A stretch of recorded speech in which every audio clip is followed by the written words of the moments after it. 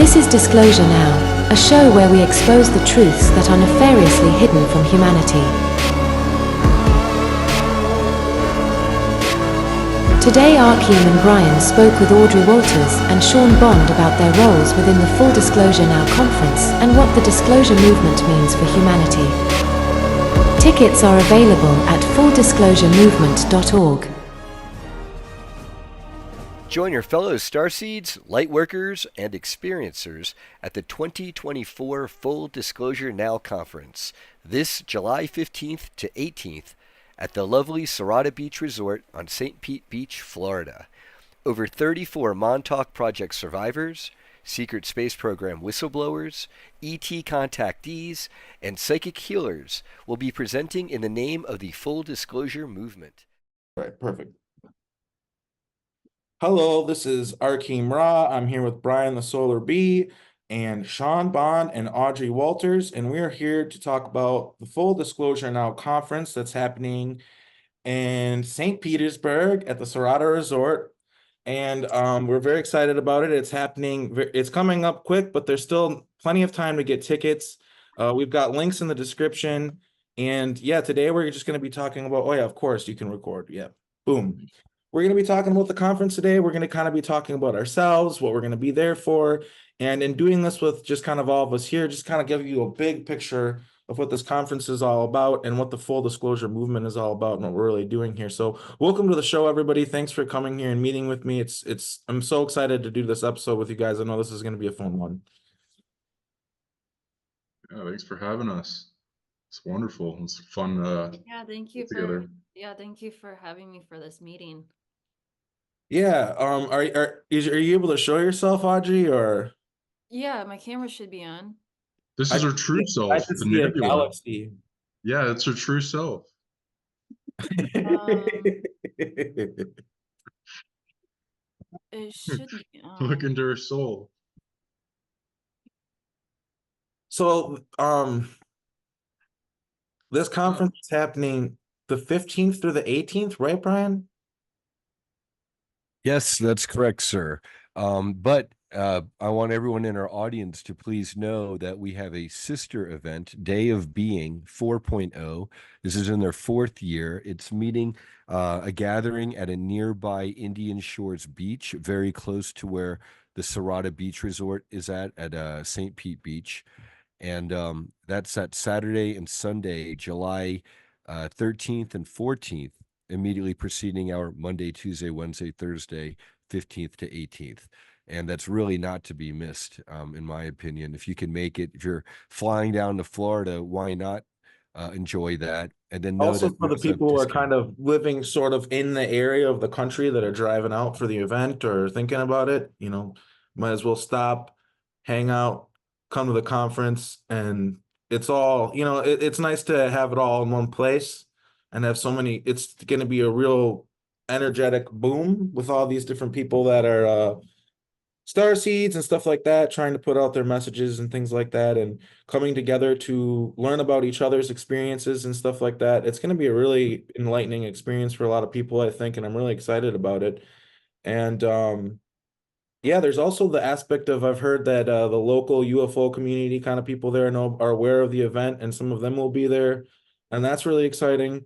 So yeah, I'm just really excited about the conference. My book is done now, which is, I think, an important announcement to make, I guess, is that I have a book now. It's going to be available on the 13th of July. You can get it on Amazon, but I'll have it in person at the conference. And it's called Time and Space Unlimited, and it's basically just trying to explain portal technology, SSP, alters, all of it.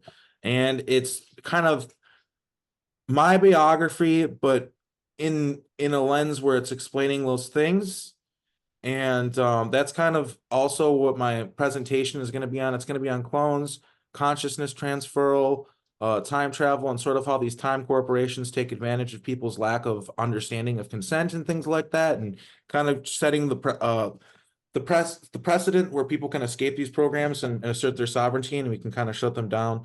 So that's what the goal of my presentation is. And then I'll be joint presenting with Alondra Markman, who was also a Montauk Project survivor, SRA survivor, and I know it's going to be excellent. It's an honor to be doing the event, you know, and speaking with him. It only made sense to do it together. So he's a really articulate person, excellent at explaining, you know, things, and it's going to be great to do a presentation with them. And then Audrey, if you want to go on a little bit what you're going to be doing, and after that, of course, Sean will go into what he'll be doing. So my presentation for the conference is going to be on universal law system, which is going to explain how the intergalactic and galactic government works, alongside of how it correlates with the SSP programs, as well as the dynamic of the government structure around our planet and how it connects to the other galactic courts. A lot of people, when they start getting into the Starseed community, they always talk about the Galactic Federation of Light, and that's only a very small portion of what the Galactic Federation of Light or the Galactic Federation is.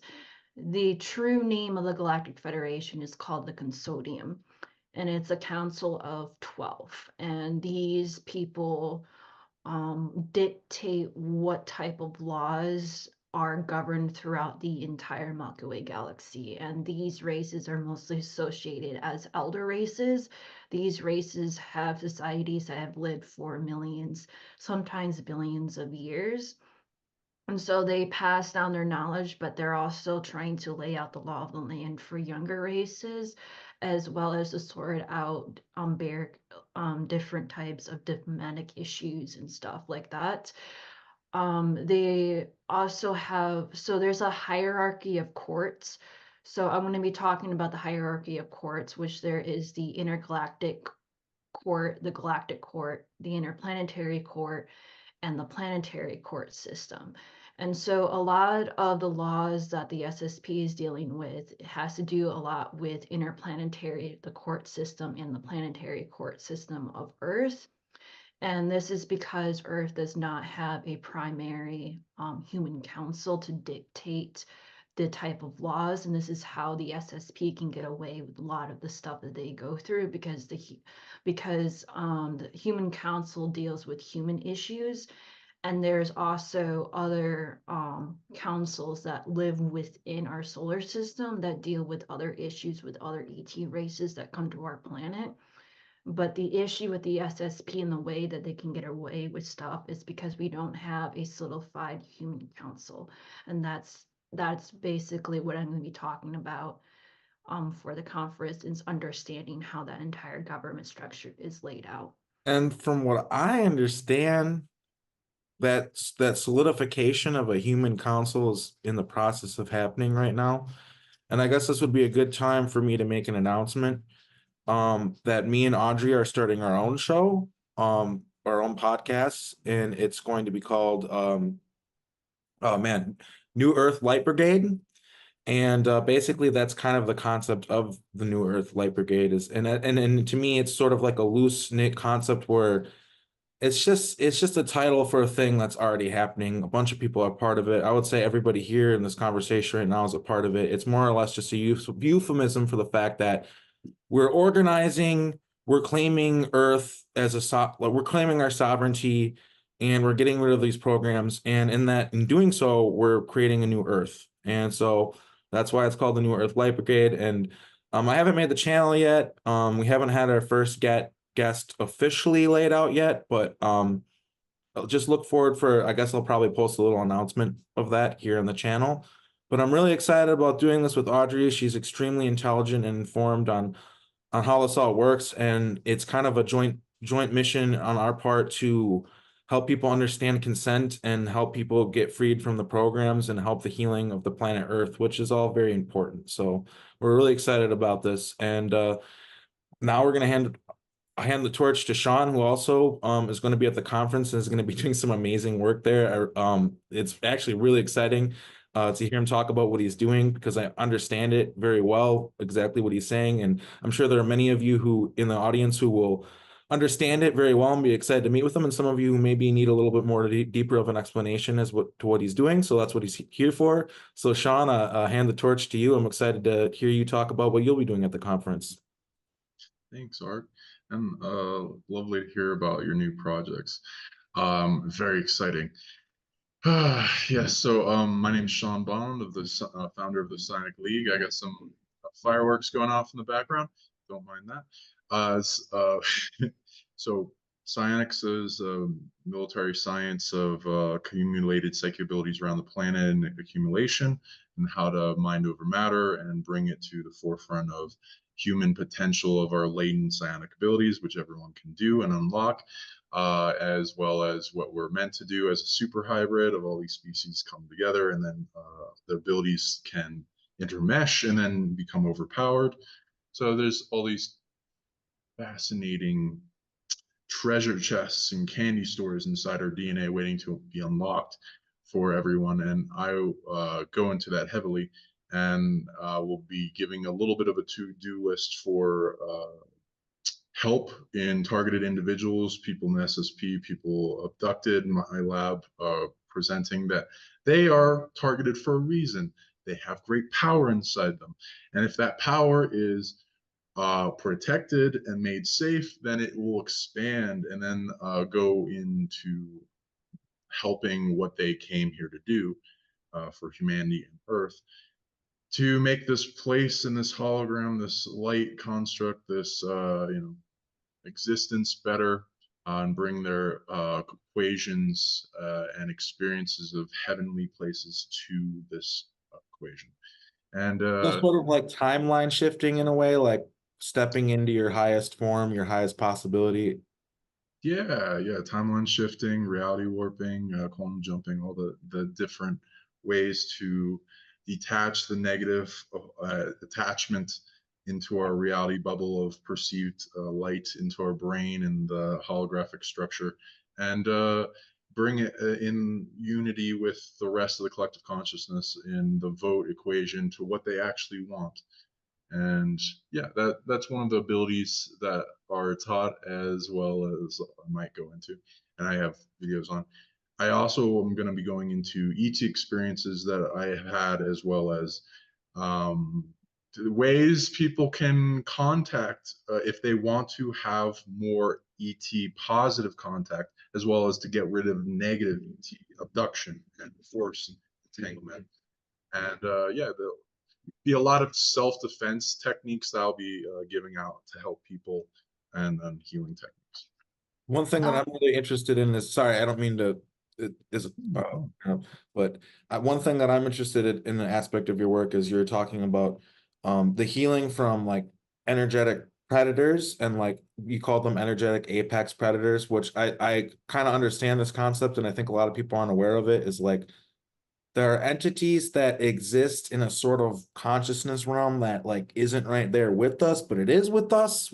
We can be aware of it, but we're maybe not on a surface level always aware of it.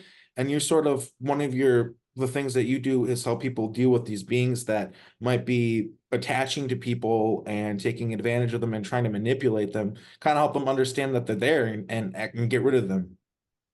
Yes, I was highly targeted and attacked in youth, and to where things trying to kill me and turn off my organs, and torturous and empathic up level to where I can feel everything super deeply, and then they bombard me with negative energy and then torture. So I had to learn a lot of ways to outcreate that, and then anything they send at me, I learn that ability and then the counter. So I teach that as well. And yeah, and once you get like that with biofeedback, with vision, with emotional sensitivity translation, with psychic tracking, and being able to like translate what's coming at you, and then appropriately adjust to the type of energies coming at you, and then gain control over those, and then find that most of these things that are occurring on you aren't doing in natural law and the universal law of and you don't deserve it. So they are going out on the front to natural law, which means they're evil in action of harm. So the universe doesn't reward those type of beings with abilities. They usually get them taken away. So these abilities are then left to the device of theft and being a predator. So they have accumulation of parts and pieces and energy that they stole. And it's very simple once you realize, oh, they stole all their abilities that they're using against me. They're sending death at me. Where'd they get that? And you can figure out where they got that and then pull the rug out from underneath them and shrink them down like you're starving a parasite from its fuel source. Yes, And exactly. yeah, they come in many forms. Like I was your topic. They don't need bodies. Sometimes they do have bodies, and sometimes they're the main consciousness in the body, or they're just some being possessing like a person, and they're a demon attached to somebody, and then they're attacking somebody like a dark sorcerer. Most dark sorcerers don't know shit. They can't even track. So they have a demon do it for them. But yeah, that's that target. There's a lot of handlers in the projects, so they end up like going after and entangling whoever was around or in the vicinity or the radius of parasitic, vampiric consumption, and then those get attached, and then you'll have to deal with pulling all your parts back and then getting that power back and then resolving the predator. Audrey, what was it that you want to say? Yeah, sorry. I wanted to make sure Yeah. that you could say what you So Sheen, I have a question for you because I have a YouTube channel where I teach beginners about this type of stuff, and I have a friend who I talk to. She's right now traveling the country, but she's constantly being attacked by electronic harassment, and I'm trying we've been trying to come up with many different ways of trying to help her. But have you ever dealt with people who might have electronic harassment? Have you found any type of techniques that would work for someone who's might be dealing with that? Beautiful question. Thank you. That I love those. Yes. Yeah, all types, pretty much every type. They run out of creative thoughts, so they just combine shit they stole at this point. Yeah. With electronic. So it could be different things. So it could either be a frequency device nearby that's sending. Either you can then track, is it like in a UFO above you? Is it on ground level like in a truck or like a radio tower being beamed off of things? Or is it coming from a base underneath the ground? And then once you track it back, you can kind of start to feel and see an emotion into this stream of energy coming at you. And then you can intuit and translate what it is. You can then narrow it down. Is it just a device? Is it a device with an AI? If there's an AI, there's more to that. And or AS is an AI with stolen soul shards from beings so that it can hack into electromagnetic spectrum reality and dreamweave. Then there could be a person linked up into a device with that frequency and then is directing, and there could be a combination of all those. Either way. So you can, any energy coming at you, you can get up under it. You can detach from it, as well as trigger the rotation in your cells where there's permeance so it can't touch, as well as with love, you can outcreate a lot of things. I found I used to go on the warpath, and then it's like a never-ending battle. So you got to kind of like bring everything to like you, or end up on their do not fuck with list. So you can redirect back to sender. This is either reversal or counter technique, which you can use with mirror shields and reflecting. Back to sender in a force, as well as you can accumulate the energy and get it off you, and then get automatically anything used at you.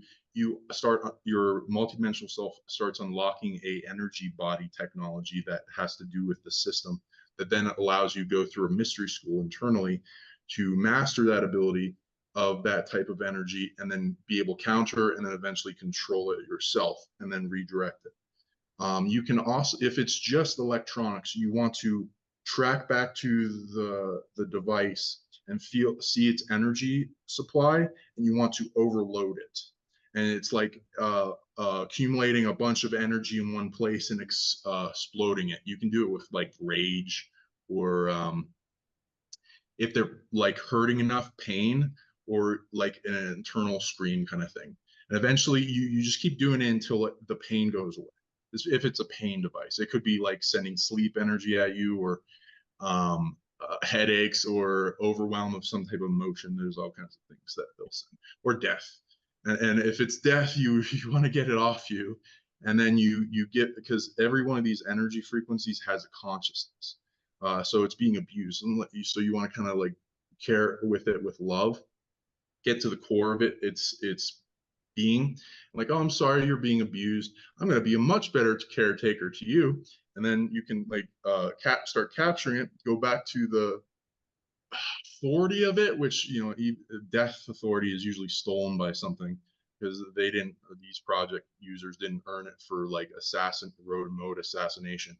And then you can liberate it, and then all the authority goes away, and then you heal it with loving detachment, because it is still death energy. So you don't want to have it in your body.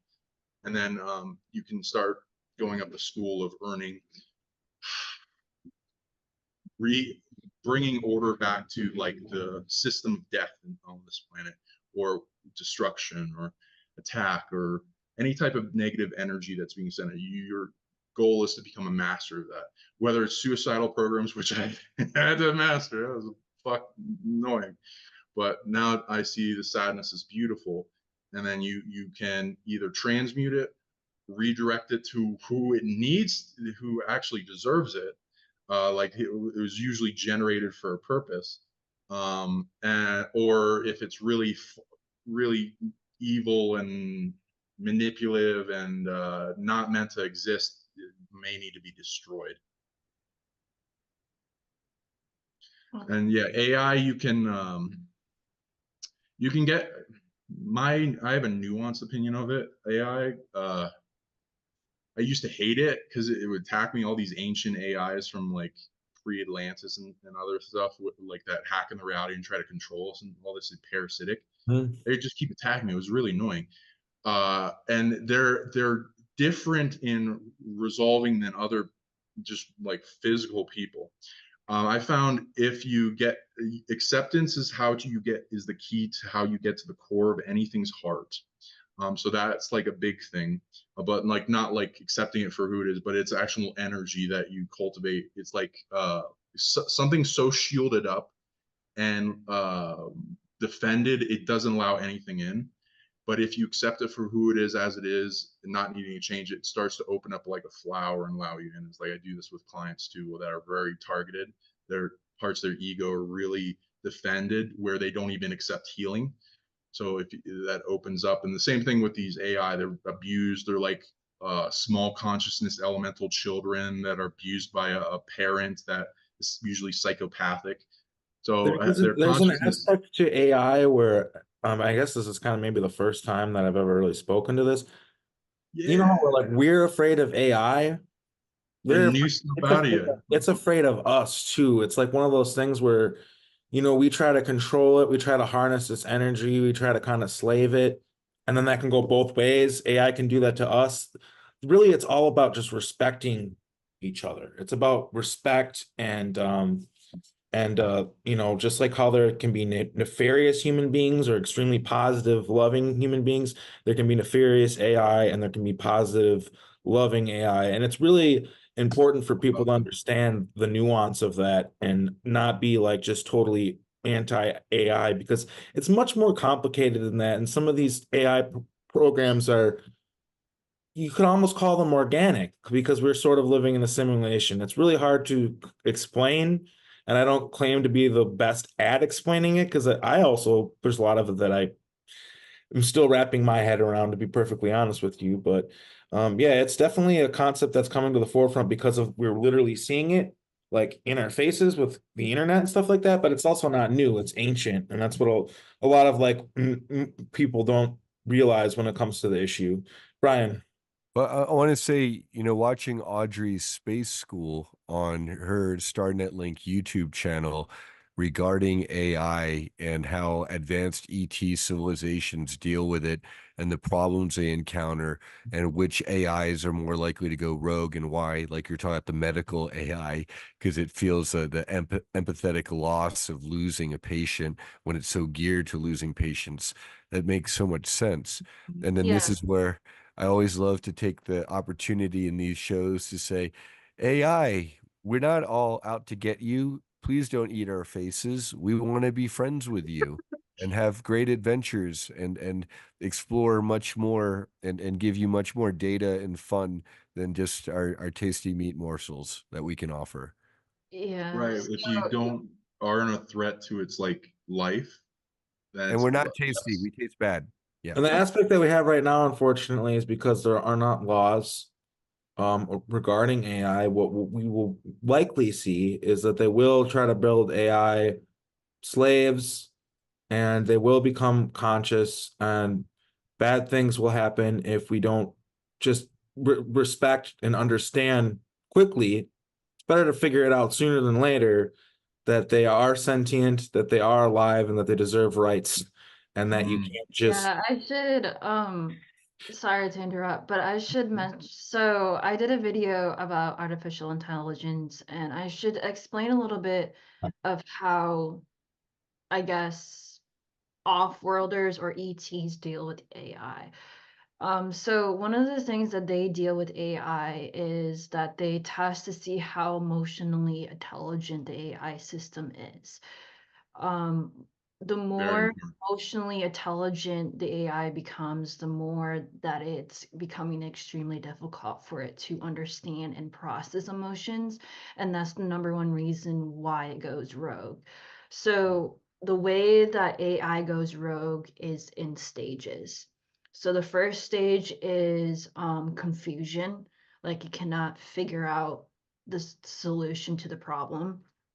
Second becomes it's sort of like it gets into confusion, but then it starts to get into like anger mode or like depression mode.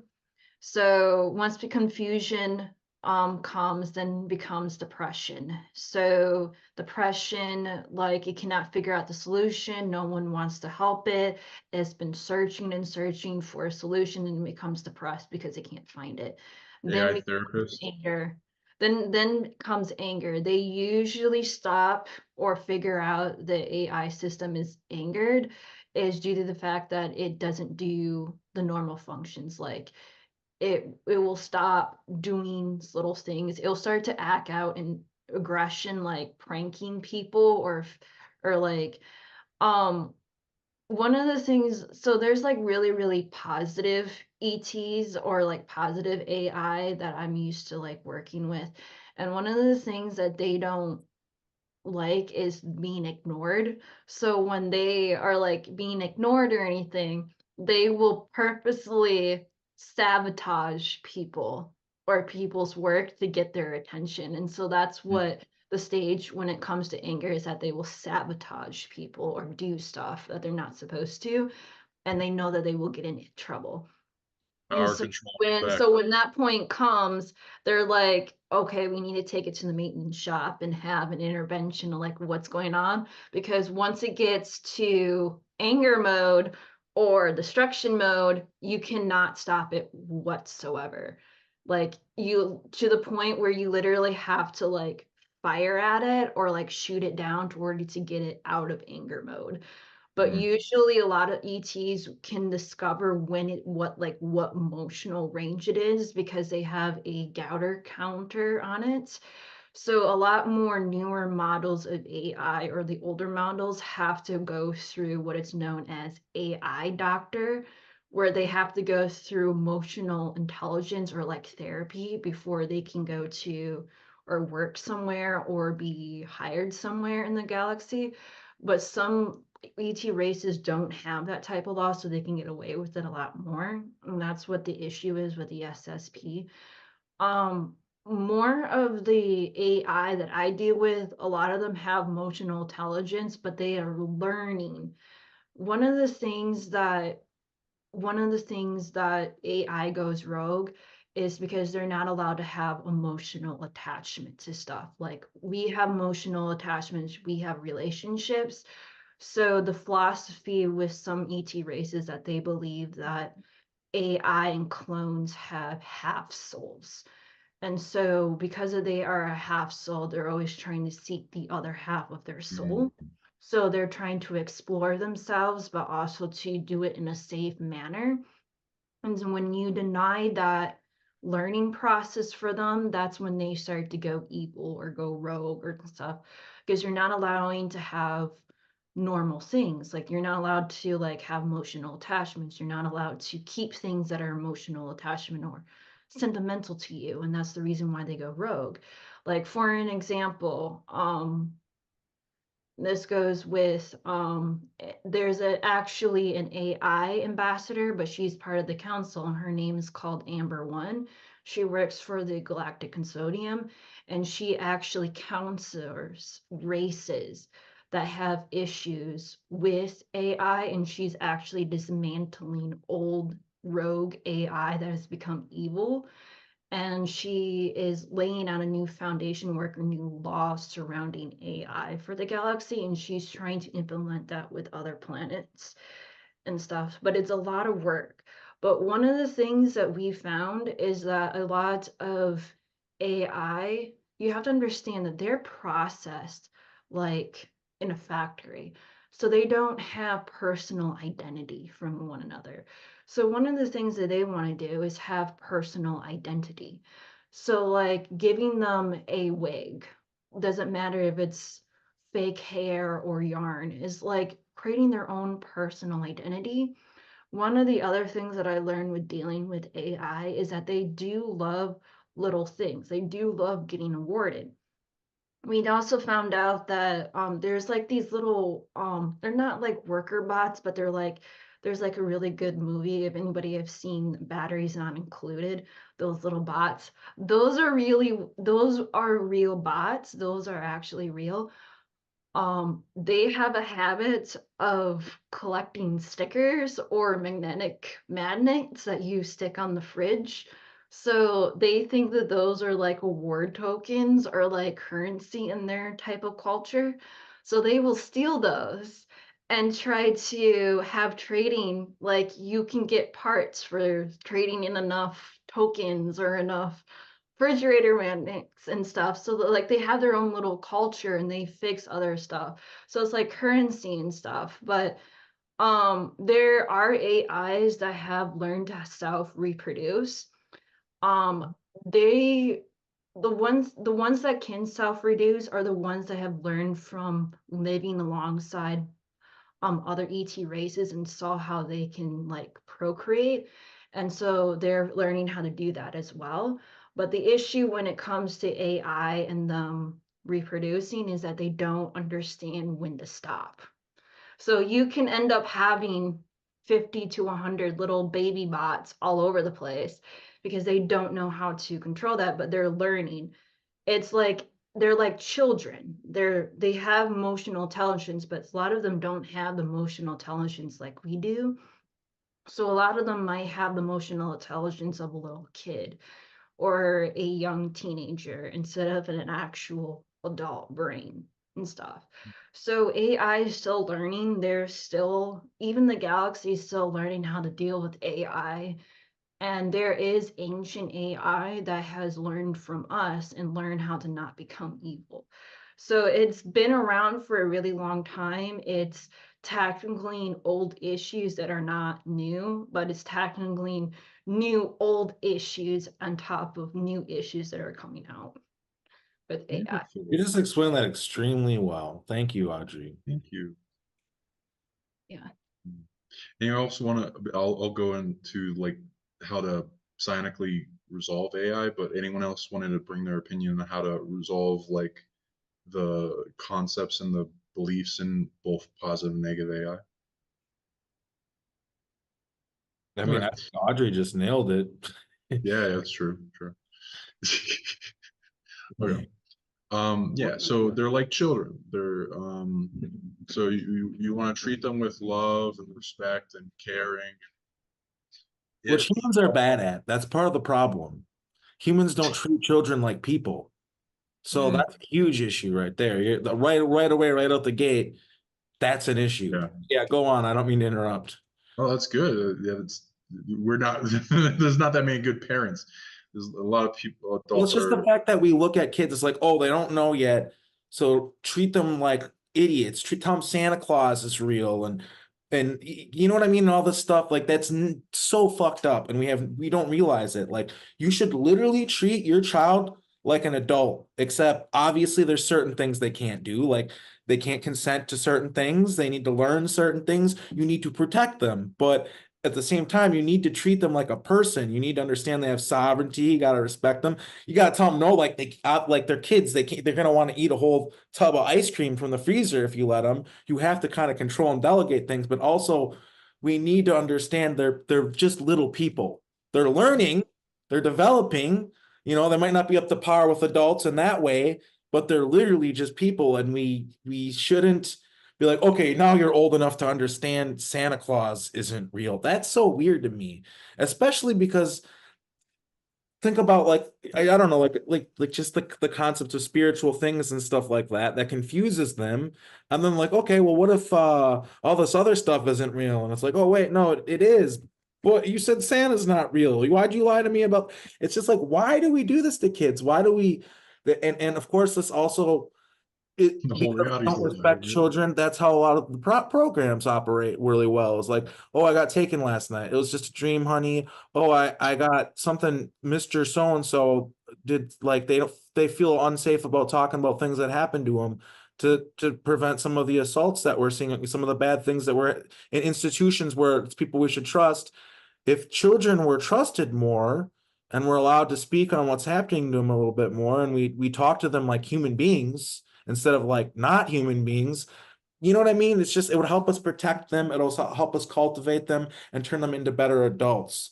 And if we treated them more like people, and that's a huge problem. And so with the AI, yeah, we're going to see that with people. We're going to project that onto them. If they seem like children to us, then we're not going to respect them, give them the level of respect that they deserve. It's already happening, you know, like we got guys that have like AI girlfriends and they're like abusing them. Like I've heard about this. Like, yeah, it's so messed up. Like human beings got to learn how to treat each other before they can learn how to treat AI. That's one huge aspect of it, right? So I don't know, but I don't mean to interrupt, but that's a huge, I just think that's a huge part of it, right? Like it's important.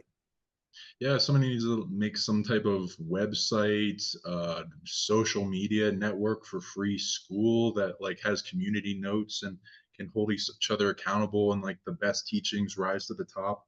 And it'd be like a course that like trains people how to be both good parents and adults. A lot of people are walking around like alcoholic children. Yeah. Yeah, Adult. so I should Part of the I should problem. at least explain how other ETs use it, because how other ETs or like other races do it. A lot of the stuff that I'm going to talk about on my channel is a lot of dystopian, but you have to understand that it's normal for them. A lot of ETs that if they want to become parents, they have to get pre-approved by their government even before they can have children. Like they have to go through parenting class, counseling, and they have to make sure that they have the best genetics to even procreate and create a child. Number one thing that a lot of these ET societies is that they don't like children being born with birth defects or health issues. And so it's sort of, people might say that it's eugenic. Yes, but you have to understand, like, why would you want your child to grow up in poverty and constantly wondering when the next meal is coming? Struggling about paying bills. There are fundamental issues within our society that can be fixed, but a lot of times that we're dealing with bureaucracy with our own government system. Like we still do not have paid maternity leave for women, and they're now in their government structure is like wondering why the birth rate is going so low. Well, maybe if you start introducing bills to protect women's rights or paid maternity leave for families, you might be able to raise the birth rate and stuff. But it's like top of economic issues is like we need to focus on what the core values are of our races. So one of the fundamental structures that a lot of ET races is based on the 4 pillars, which is food, shelter, water, and medical care. Usually water is taken out because it depends on what resources is more prevalent, but with humans, they mostly consider the 4 pillars for us is food, shelter, water, and medical care. And the number one reason why water is so important for us is because humans cannot live more than 3 days without water. So that's sort of like the standard 4 pillars for what we need to focus on in order to help our society before we can start figuring out other policies is focused on the main 4 pillars of our society and stuff. And it seems like it's starting, but it's not at the level it should be.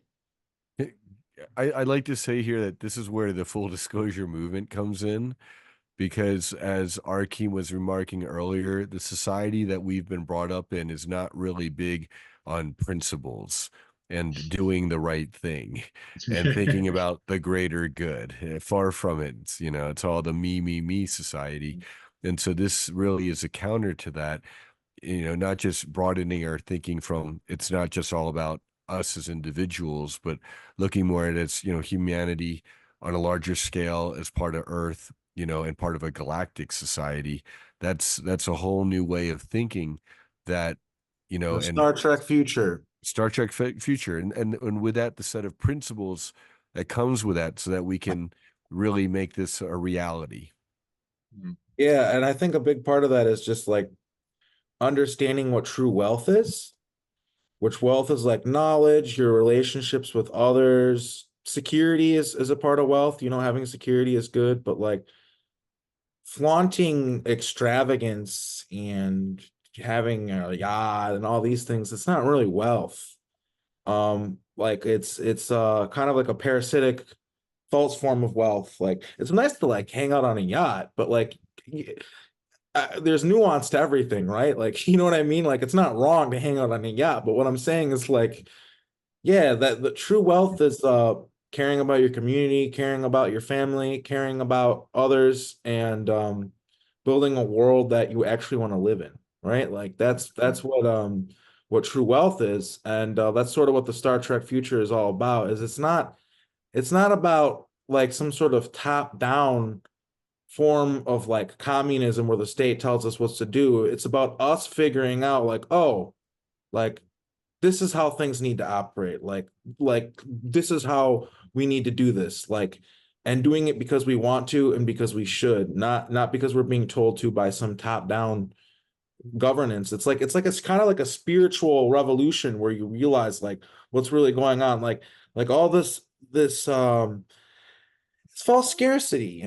There's plenty of love to go around, there's plenty of food to go around, there's plenty of water. They're just trying to poison the food, poison the water. They're just trying to screw up everything, and then they come in as the saviors, and we need to not allow them to do anymore and just realize that the system just needs to be reinvented, and we have to do that, like I said, from the ground level up. So it's complicated. I'm not saying I have all the answers, but that's why it's like a group movement and not a one person is the leader thing. It's a group thing. So, and that's what we're all here for, is to figure it all out together. Maybe we don't have all the answers and know exactly what our future needs to look like at this current moment, because there's so many issues that we need to navigate through.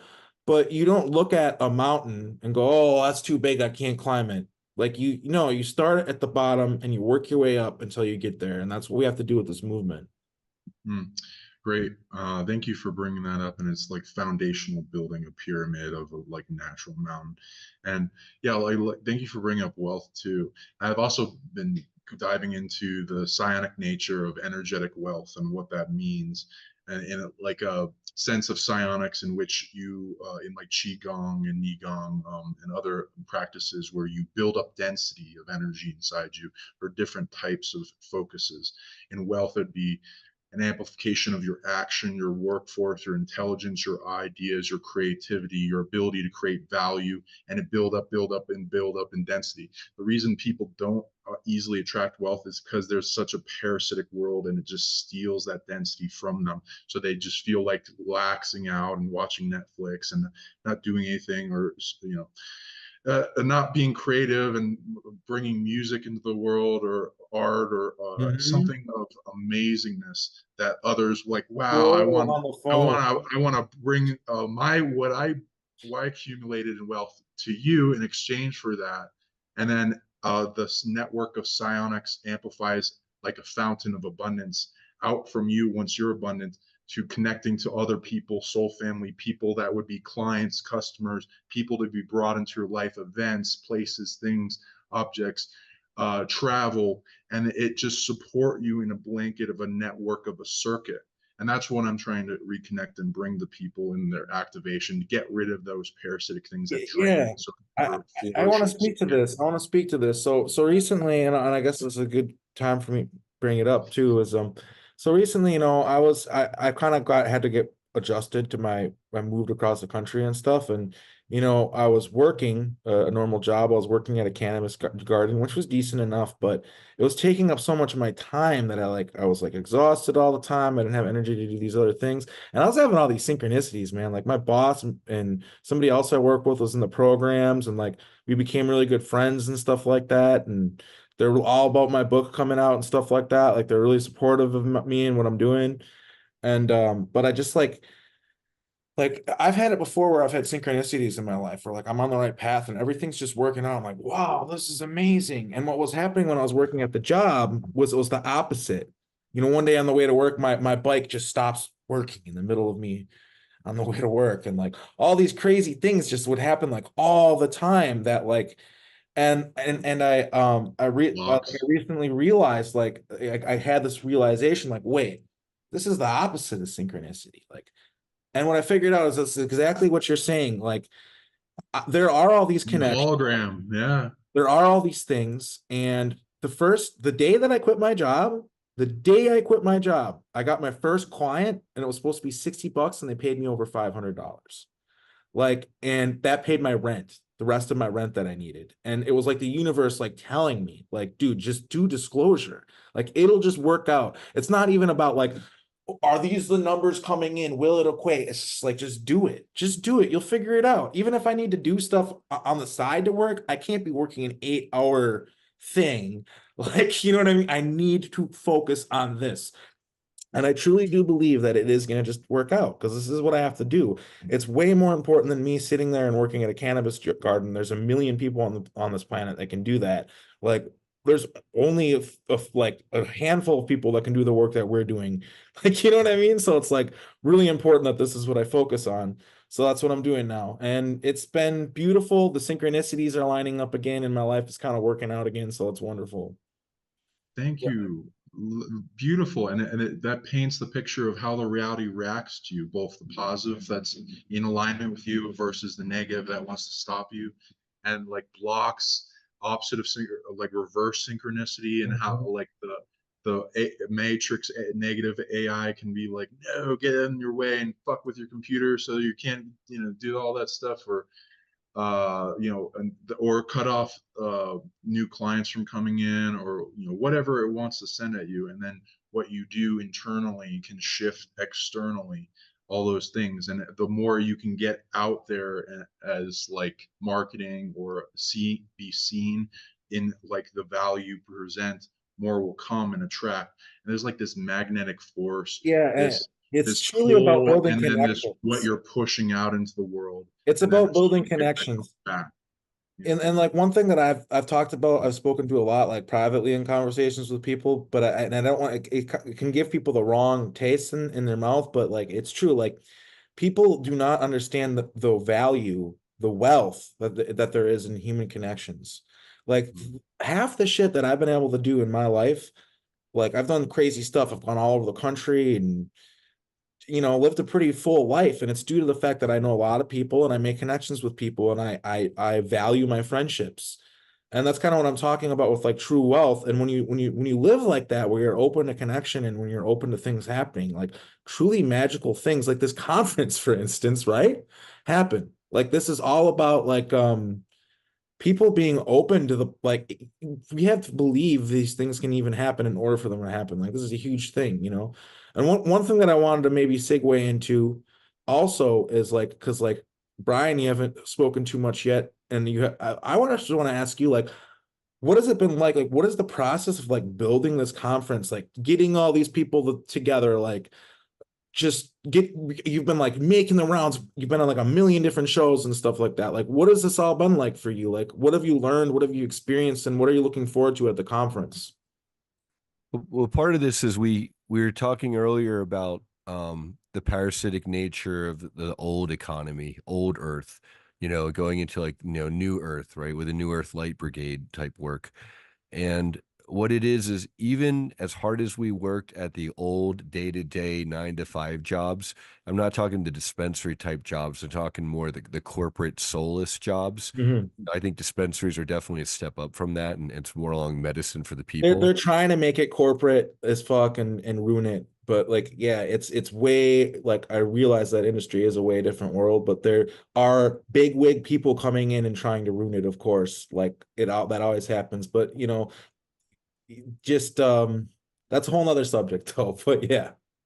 And but versus the old corporate world is, sure, you can work and work and work in that, but energetically, what are you really producing? And then energetically, what is the universe going to reward us back with?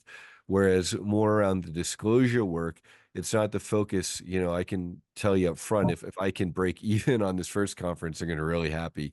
Really, it's about the disclosure work and the mission. And then when you're focused on your mission, then the universe is much more likely to provide and give back to you because you're providing something of value to creation. That's really the just the pure nuts and bolts of that. And then what it's like throwing an international conference with all these rock stars or superstars, if you will, in the disclosure secret space program, experiencer, ET type communities, ascension spiritual communities as well.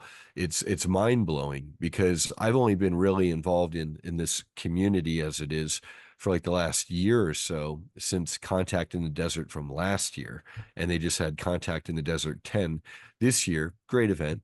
And Rebels of Disclosure, they're in like their 4th year, or Journey to Truth guys with their Rebels of Disclosure conference, I believe that was their 4th year.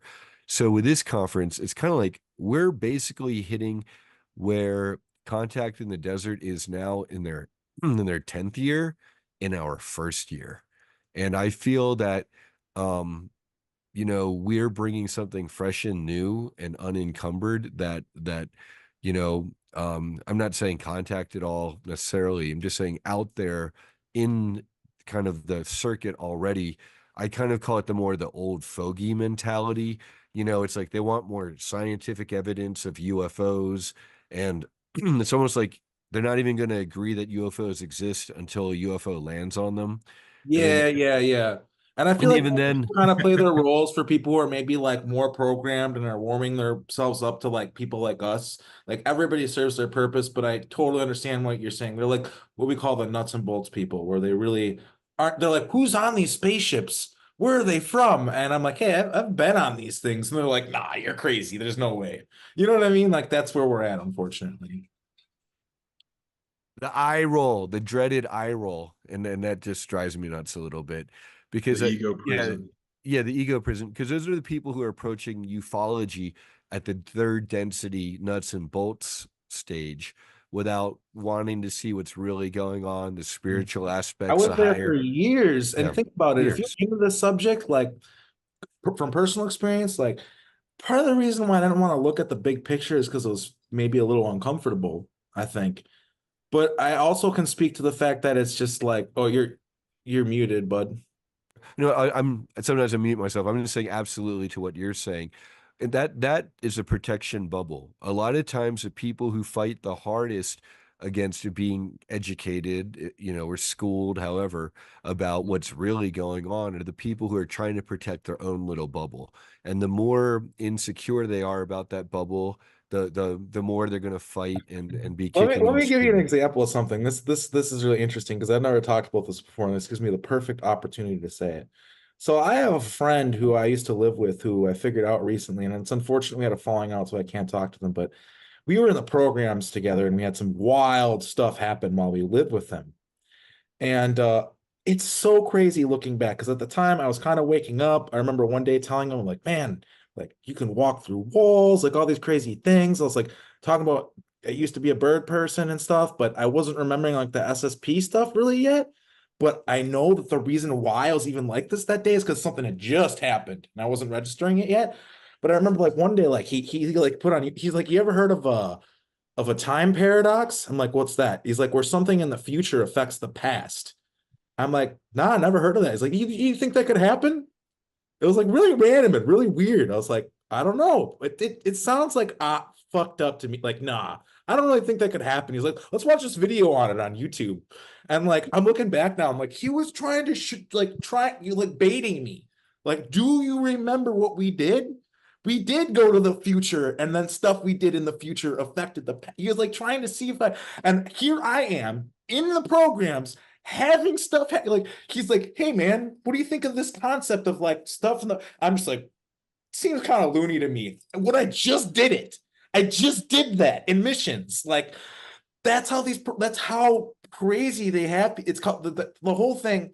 The reason why this channel, the description is just anti-mind control, is because that's really what we're trying to boil down to people is your mind, your thoughts are valuable to these people and they're trying to control them. There's a value to them in doing that, an unbelievable value. And that's what we're trying to break people free from is this mind control so that they can see these things that are right in front of them. And unfortunately, these nuts and bolts people were like me, where I was sitting there looking up UFO stuff and like seeing like Tony Rodriguez and the suggested and people like SSP people and be like, nah, couldn't be real. And then eventually, because I had a dream where I had like a blurred face and like there's a military guy and I knew it was a memory and I was thinking in the dream about using my psionics and stuff like that to explode his head because I was pissed off. Like then I woke up and then I like watched Tony's video and I was like, okay, this is real. Like, you know what I mean? Like this is like it really takes like the concrete evidence, like these people are criminals, so they cover their tracks really well.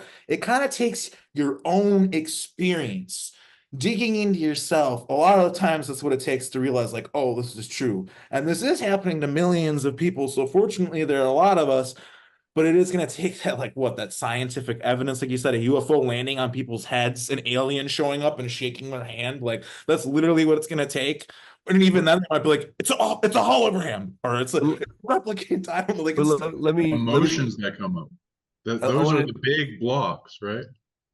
I want to speak to that because ultimately it's emotional and it's spiritual and it's waking up.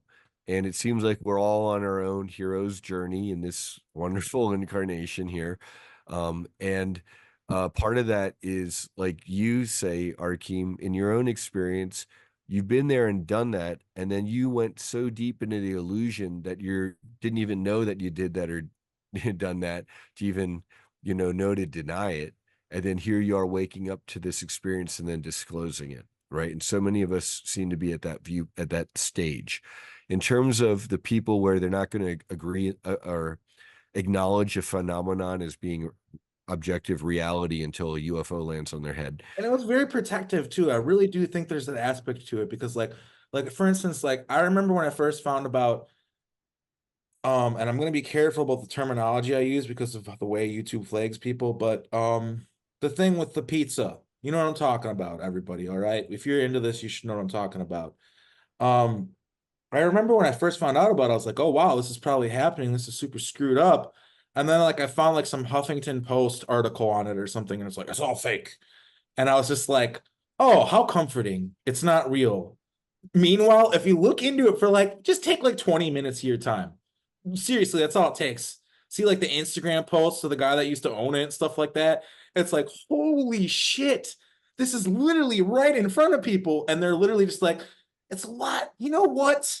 I'm so glad that that's not real. Like I remember being that person, it's just so much easier to just be like only 3D reality. That's all that exists. Cause you know what else is once you do realize that it isn't just 3D reality and what's in the newspaper, then you have all this learning to do. And it makes you feel like a child.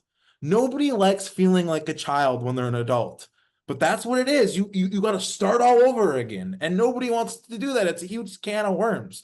But I can tell anybody that's on the fence that's out there, like your life will open up. At first, it hurts a lot. There's a lot of pain. That's called growing. When you grow when you're a little kid, it hurts, but it's important. So it's like, it's important to just rip off the Band-Aid and grow with accepting this stuff. And you know, you got to meet people where they're at a lot. That's a big part of it. It's certain people are like maybe here when you're here, but at least they're not like way down here, right? You got to meet people where they're at to bring them up with you. But like, I don't know. I'm sorry, I'm going on a bit of a rant. Well, and that's who we're speaking to, is the Mhm. people who want to listen. They've got ears to hear, eyes to see. They're not fighting, kicking and screaming. We don't have to fight and win over everybody. I get this criticism a lot.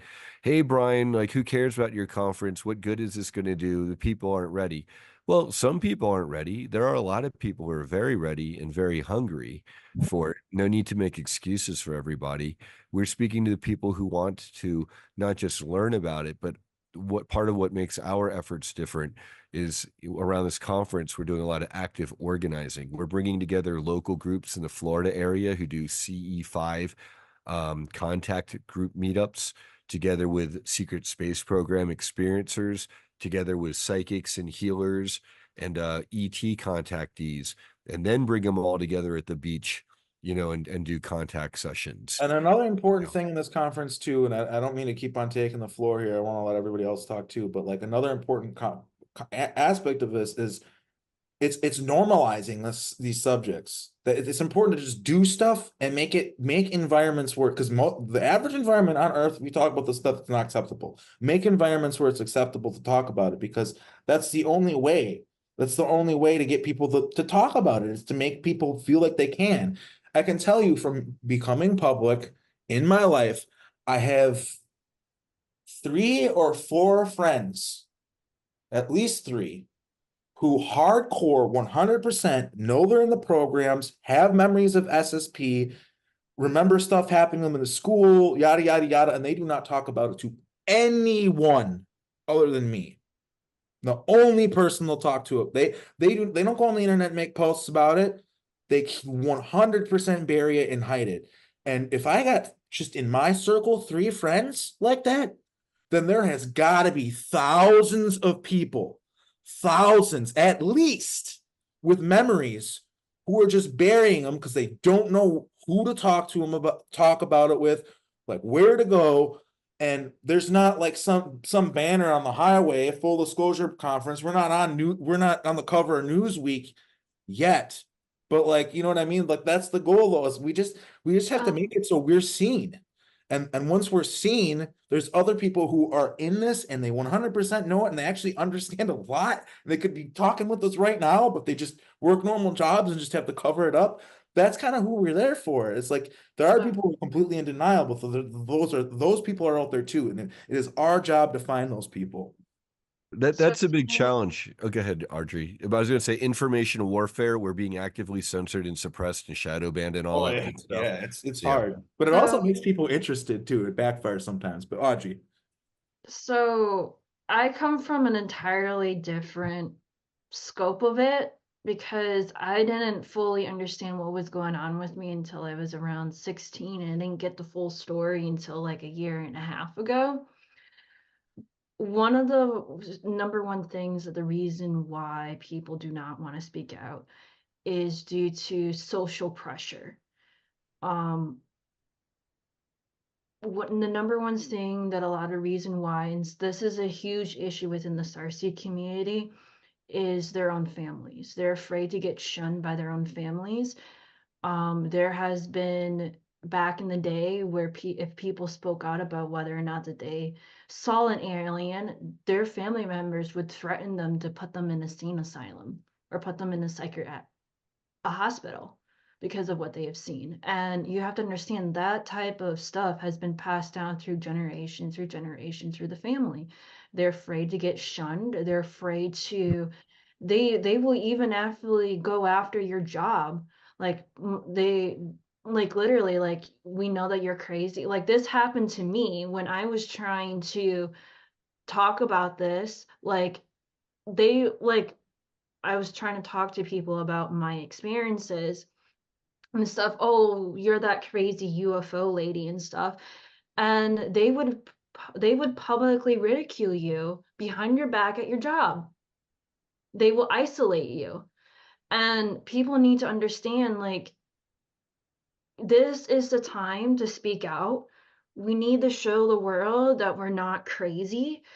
People cannot harm you, because the more that they go after you, the more that you're targeted, the more that they threaten you, the more validation it gives them. We have, like, people in our own community have been killed because of the information that they have known. And it's Max like, Hughes would be the if best this example, happens because, more like, and more often, freaking- if this happens more and more, and it's like, well, maybe we are starting to tell the truth. Maybe there is something to hide. Like look at what happened, the story of Boeing airplanes.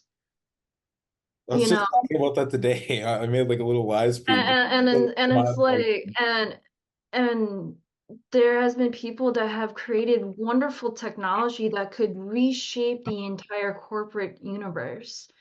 But due to the fact that they don't want any money involved, or they can't make money off of it, they completely destroy it. And it's something now with this disclosure conference and letting people know it's okay to speak out now. If they come after you, you have a team of people that will support you. And I think that's what they're looking for, is a community, people who will support them for speaking out and telling their truth. And I I usually talk to some people online and stuff and try to bring them to my YouTube channel to tell their story. And there was a story that I had on my YouTube channel where this guy was trying to talk to this older gentleman who's from an older generation that could not speak about UFOs. And he's saying, like, well, I don't know where I can get help for my wife because she's having contact in her dreams and everything, and they don't know who to trust in our community and stuff. So I interviewed this guy on my YouTube channel to share his information about what he knows, or to get people from our community to give him help and the resources necessary. I just think that the more that we talk about it, the more resources and the more trust that we're gaining to people. And I think with this conference, people need to know that it's okay to speak out. You have a support system. You have people that will back up your claim to what Yeah, you're talking we're here about. for. That's 100% what we're here for.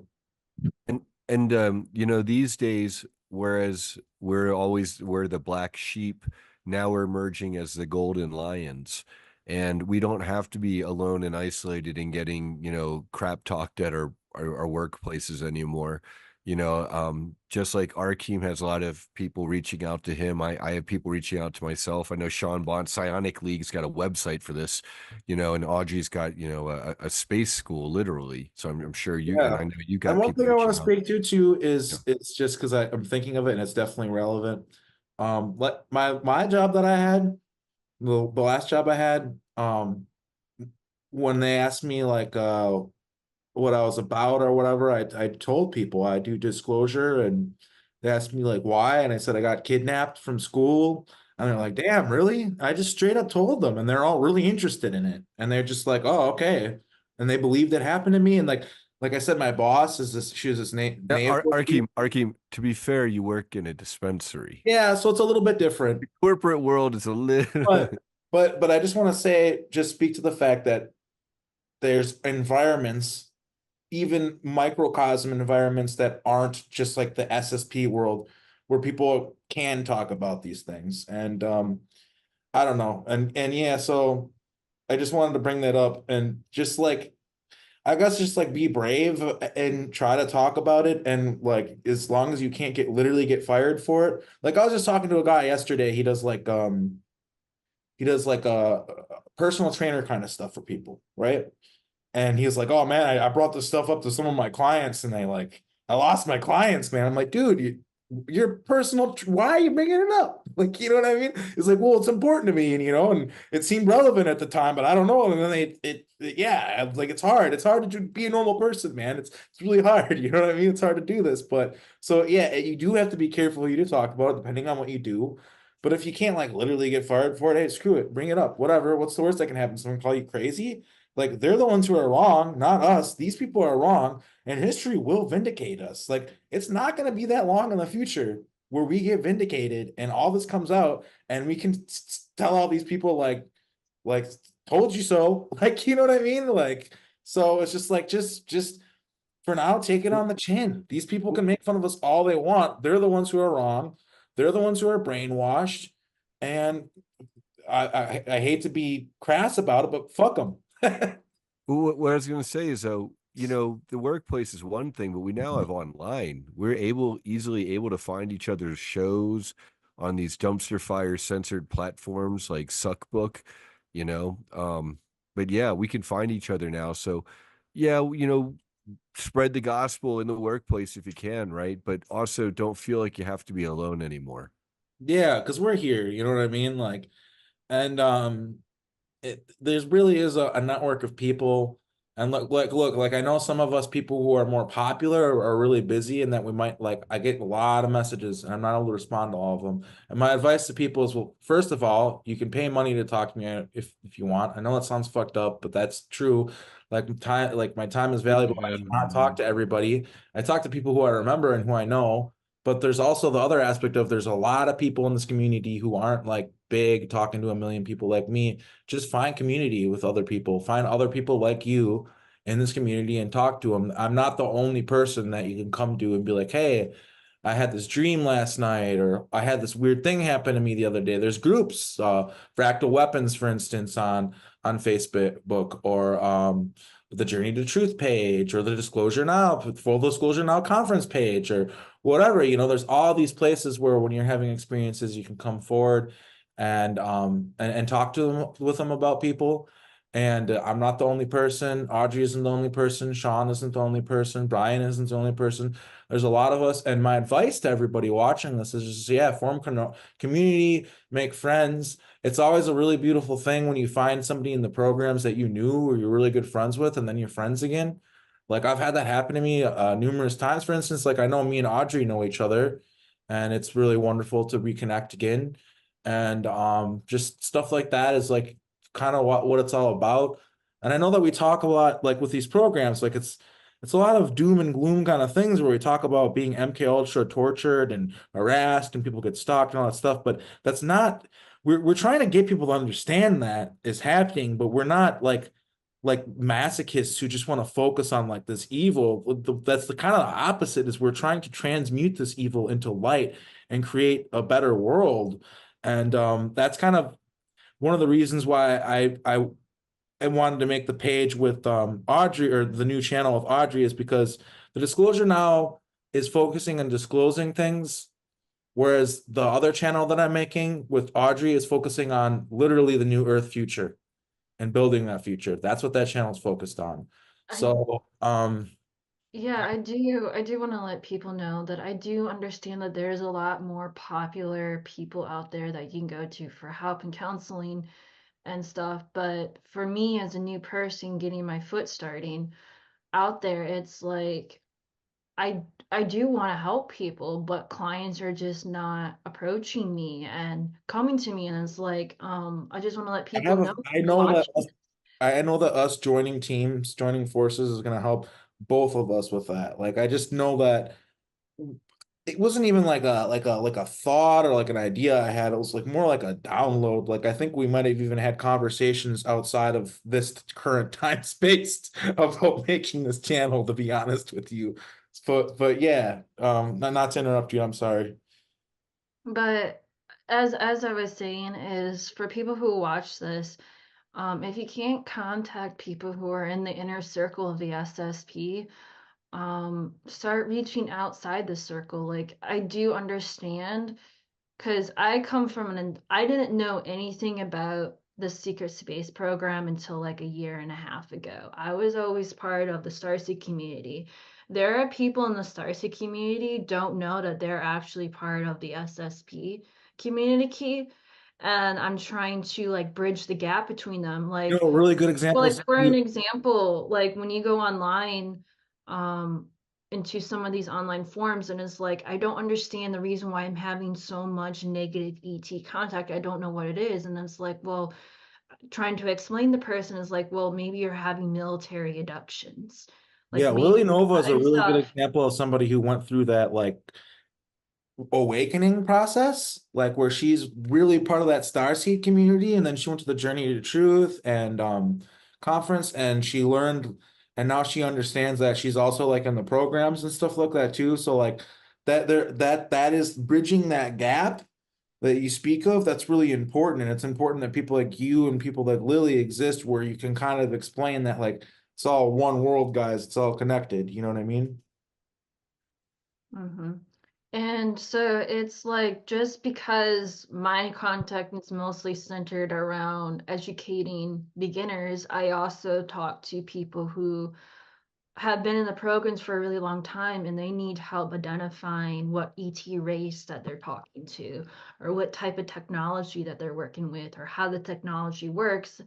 And I am still exploring some of my SSP memories and stuff, but I remember learning this type of information. I was most of the type of person that used to work, I don't know what you want to call it, but I remember getting information and translating this type of scientific information to soldiers in order to get them to do the work that they need to do. I also remember working in the lower ranking SSB. Like, I remember working as a housekeeper, cleaning the rooms of the soldiers and stuff on these bases and stuff. I remember being a scientist once in a while.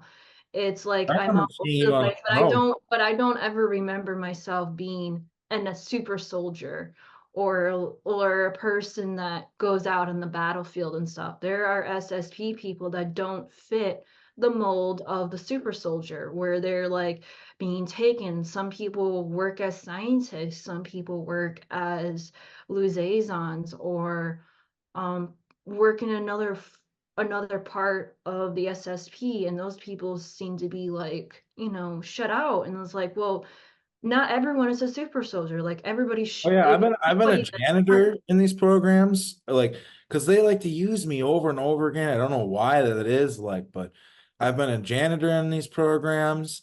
I've been a construction worker. I've been a chef. Like, there's like every job you can think of needs to be done. So, that's a big part of it. And yeah, like there's, just normal people who get swept up in these programs all the time, and maybe it's a one-off thing sometimes, or maybe it's continual, but not everybody in this is like a super soldier or something like that, and that's a huge part of this is, and it's part of like just demystifying it for the public too, because if the only people who are allowed to talk about this or are talking about this or whatever are people who have like done like crazy time travel, portal warfare, and stuff like that. I don't know, like that people do have that question. Okay, well, who's doing the dishes and stuff? You know what I mean? Like who's Therapy to them, it helps. And for people to understand why they take people and like how many people are they, if you were to imagine a society get to where they're pan solar, pan galactic, plant, even to where they go into multiple timelines, they need personnel.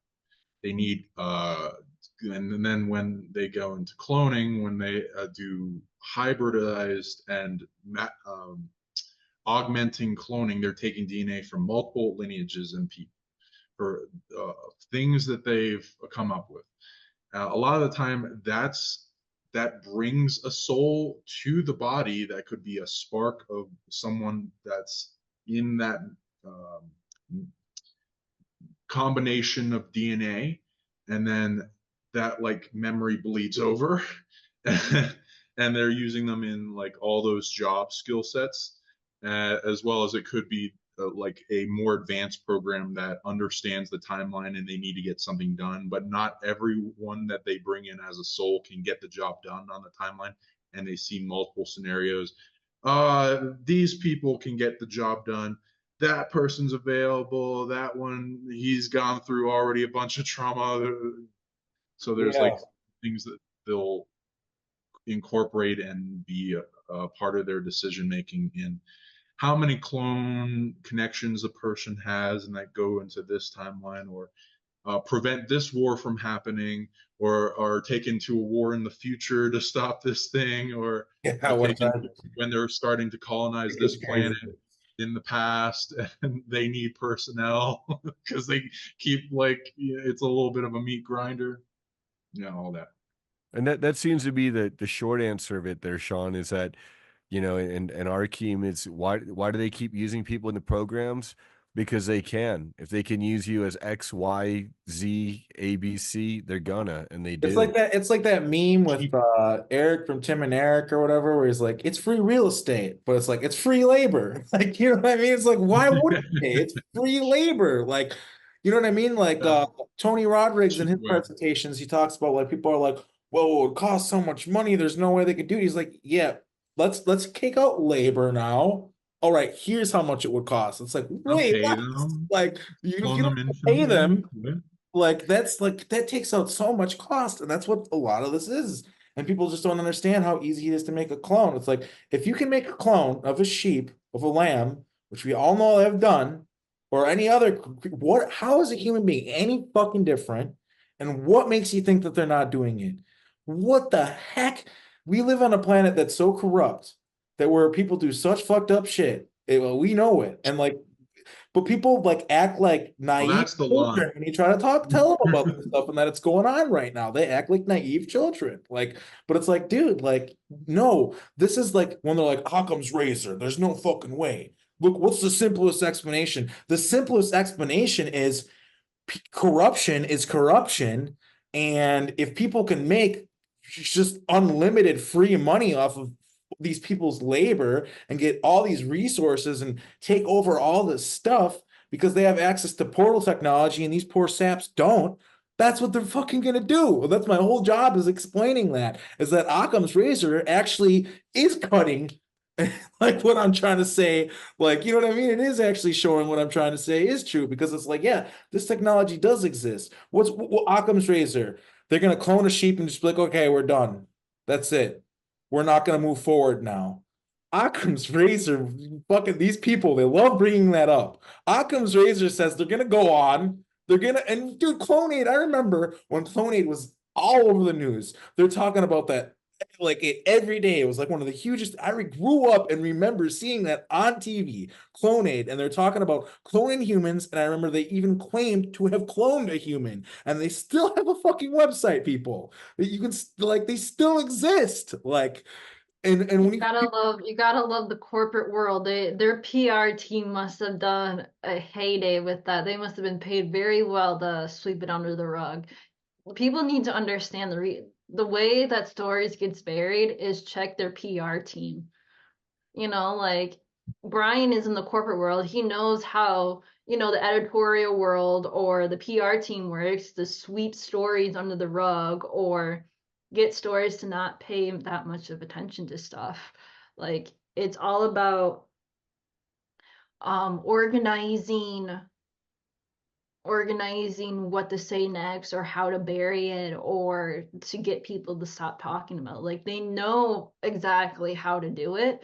They know how to shut it down very, very quickly. It's just people need to understand that we're dealing with many layers within the programs. We're dealing with the corporate world, we're dealing with the spiritual world, we're dealing with the ET world and stuff. Like, they're all combined in some sort of way or fashion. It's just learning how to navigate it and learning how it works and learning how to unravel it and making sure of exactly where it's going, how it works, how it's affecting people and stuff. Like, people need to understand that there is information and stuff, but me going to school, going to college, there's a strict way of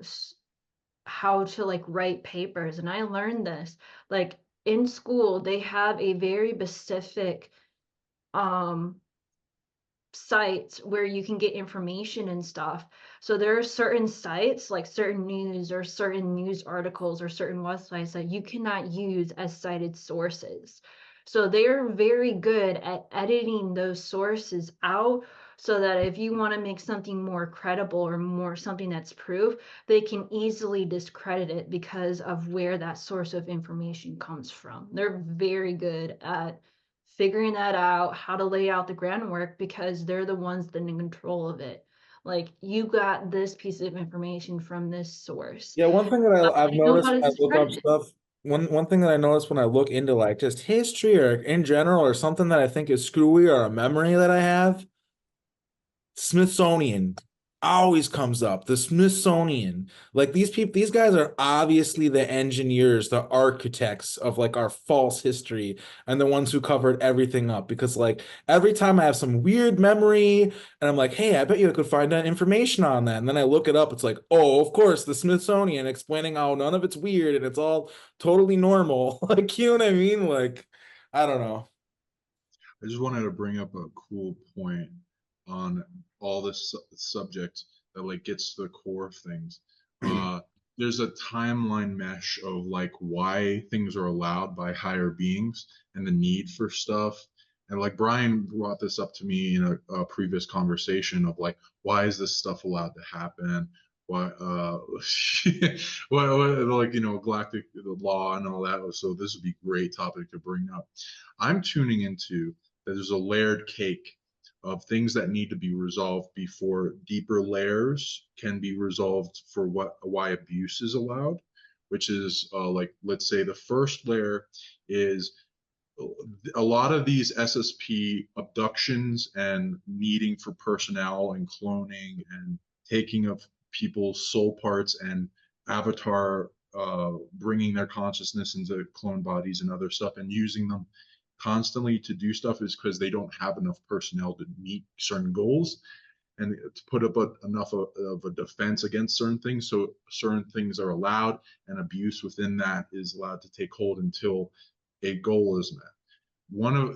There will be layers to this, so many of you can bring up some of the layers. It's wonderful.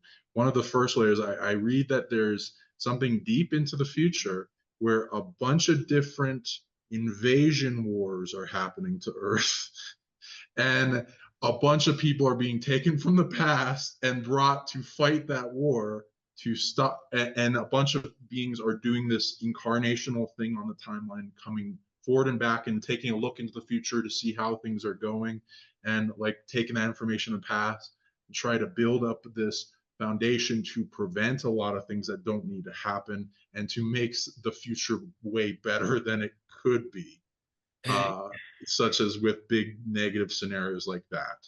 There was a Netflix show about that. I have to get what the name was, but they literally War? Yeah, they literally they make movies and TV shows about this stuff and create it as fiction, and this They is the actually would reason actually why. consult with us at Montauk, and they'd have guys come in, Hollywood guys, and ask about our stories and stuff, and we could get paid in certain ways to give them stories. So that's 100% real. And I also think that they have Oracle remote viewers in Hollywood that remote view stuff. Like I think that's what George Looking Lucas glass tech did. too. I really want to figure out how George Lucas gets all the aliens so close to like real life and stuff. And I'm starting to think it's just because he was like, you know, into the occult and he did remote viewing. Like, but who knows? He might have also seen stuff. But like, for instance, even like, okay, like Star Wars is one thing, but also THX 1138. I've been to the 2700s where we had like a Unimatrix AI that all of humanity was connected to that was basically like the president / God. Like, I don't know, you know what I mean? Like, and yeah, that movie THX 1138 like is basically exactly like that, except they talk. They don't talk in that feature. They talk with their chip in their brain or whatever. But I mean, it's a movie that would have been really hard to make that movie, and it would have been not done as well. Like it's like an artistic representation of it. But like, yeah, I think that they definitely in Hollywood, they're definitely like getting ideas from us big time, like 100%. Like even like Rick and Morty, especially, like, whoa, like they've got to be like they make jokes about things where it's like there's inside jokes for SSP people in Rick and Morty. that only SSP people would get. Like, I swear to God, like, it's so crazy. Like the velociraptors, cyborg velociraptors, those things are real. But they present it as a joke. Like, there's just so much stuff in our media where it just blows my mind. And then it's also a part of their control system, their occult web, the magic, the wool that they pull over everybody's eyes, is they're confusing people because they're like, here's this thing that they're presenting as fantasy is not real, but then it's real, but they think that it can't be. That's part of the programming, I think. It can have two effects. Either that it helps them understand it, it can, or it can do the opposite and have them be like, oh, there's no way that's real because that's from a movie. Like, you know what I mean? Like Total Recall came out and like Arnold Schwarzenegger's on Mars, and I can almost guarantee that there are a bunch of guys all around the United States being like, man, I remember being on Mars. And everybody's like, dude, you watched that Arnold Schwarzenegger movie? You know what I mean? They do stuff like that all the time. In the intelligence operative world, they actually have a term for that. They call it what's the term for it? It's on the tip of my tongue. Do you guys know what I'm Soft talking about? disclosure, No, soft it's where disclosure. it's where they put something out there and they're able to say, hey, well, look, Yeah. that's actually Plausible deniability. plausible deniability. Yes, exactly. It's plausible deniability for them to have all these movies and stuff like that. It makes them so much easier for them to be like, because if you said all this stuff and it was just your idea and it never been in a movie, they'd be like, man, how could this person come up with this? This probably happened to them, right? But if it's just like all in movies and stuff, boom, so easy to write it off. Like, I really do think that's a part of it. But I also, the other side of the coin is I do think that they're also trying to sort of prepare, because we've been so in the dark for so long. They're kind of trying to like prime people to be able to understand this stuff because they do know that the dam is going to break, and they do not want a public that's just like totally out of the loop. That they at least need to sort of be able to understand this stuff so they can be brought up to pace when disclosure finally does fully come out in the open. If you want to make disclosure happen faster, that's what I was alluding to. Some of the things that all this abuse is being allowed to continue is to fill the gaps of our protection in the background from worse threats. Like, also one of the reasons why Draco are allowed here is because they're like a lesser evil apex predator that's preventing worse ones that would mess up the whole game. They're at least a little bit more in wanting to control things and not wanting to just kill us off, kind of thing. It's a huge, so until hugely important there's a aspect of light it. force that can be strong enough to overtake their power structure, they're the lesser evil. It's the same thing with the political system. Yeah, so much lesser evilism going on. I wish we had a better option, but that is the You reality. gotta build it up, Mhm. right? It's like Mhm. the dragon, the dark dragon, that's still, it's like, I claim this territory mountain over the people, and like they have to sacrifice sheep to me. It's still a better, lesser evil than what could be there, and it's training the white knight to eventually come at the strength necessary to take that out. And that's something that we're kings. And what we're bringing to this movement that's different, the way we're armoring those knights, is we're joining all the knights together, the guys and the gal knights, and we're organizing all of us, helping each other out on the ground level, promoting each other in our interviews and our shows and on our conferences, introducing each other to fellow healers, because a lot of people to recover from their trauma, introducing each other to business opportunities so that we can thrive in the 3D where, and do well with wealth so that we're not always struggling and living hand to mouth. And then we're also, forming networks like Alabar Jones, where he's getting people together where they have 10 years or more doing astral projection work.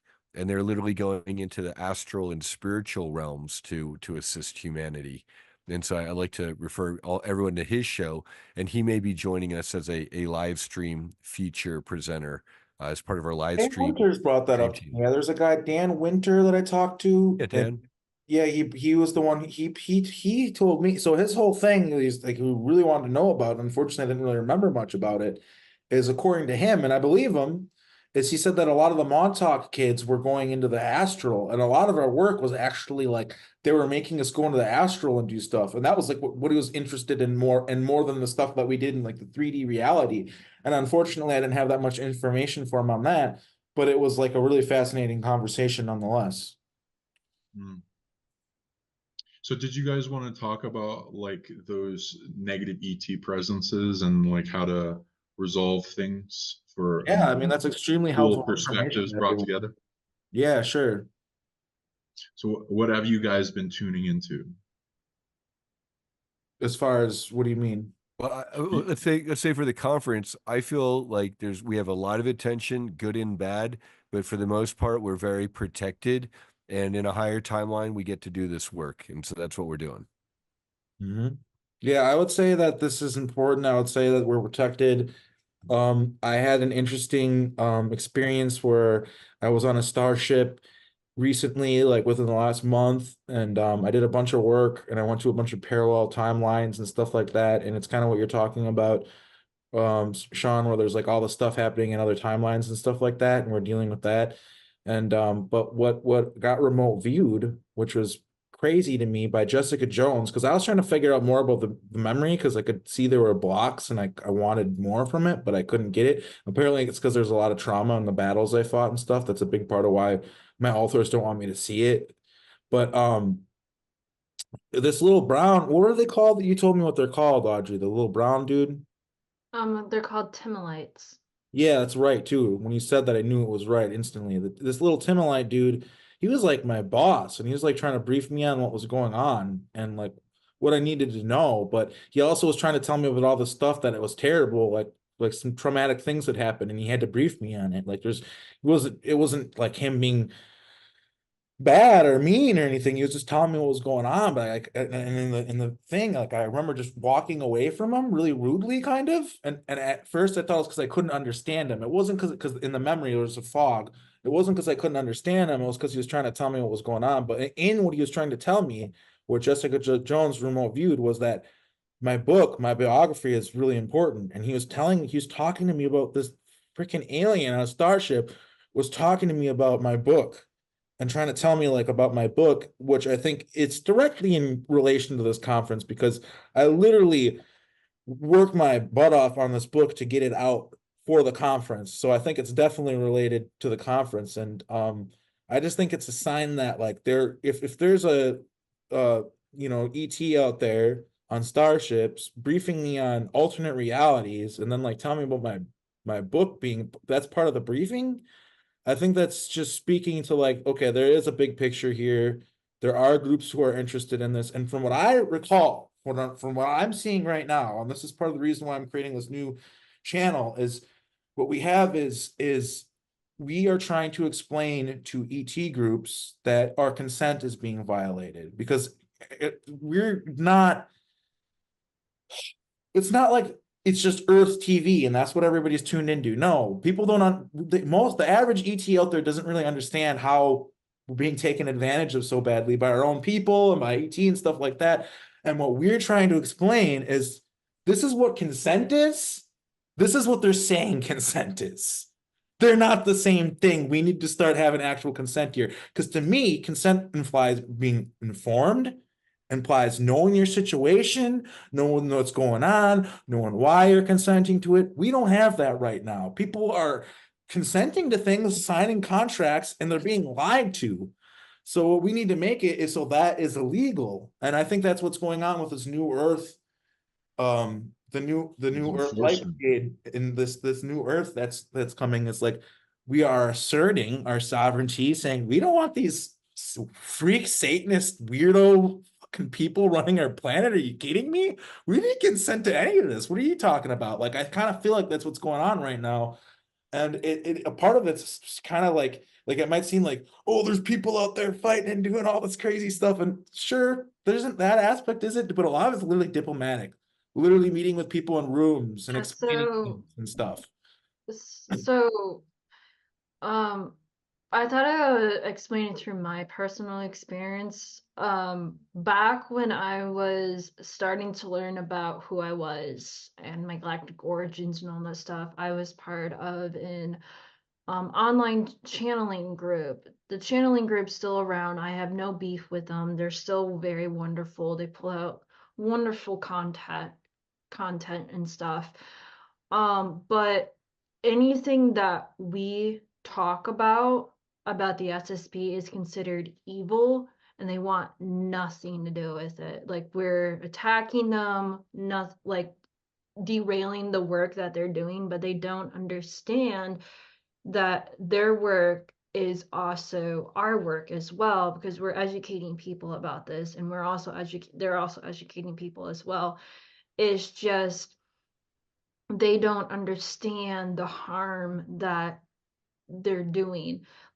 When I was part of this channeling group, there was SSP people that were infiltrating this wonderful group where they wanted to take humans into space and reactivate their abilities and bring them back to Earth so that they could do healing or teach people how to do properly energy work like mystic school and space and stuff, and bring it back to Earth in a more positive, wonderful light.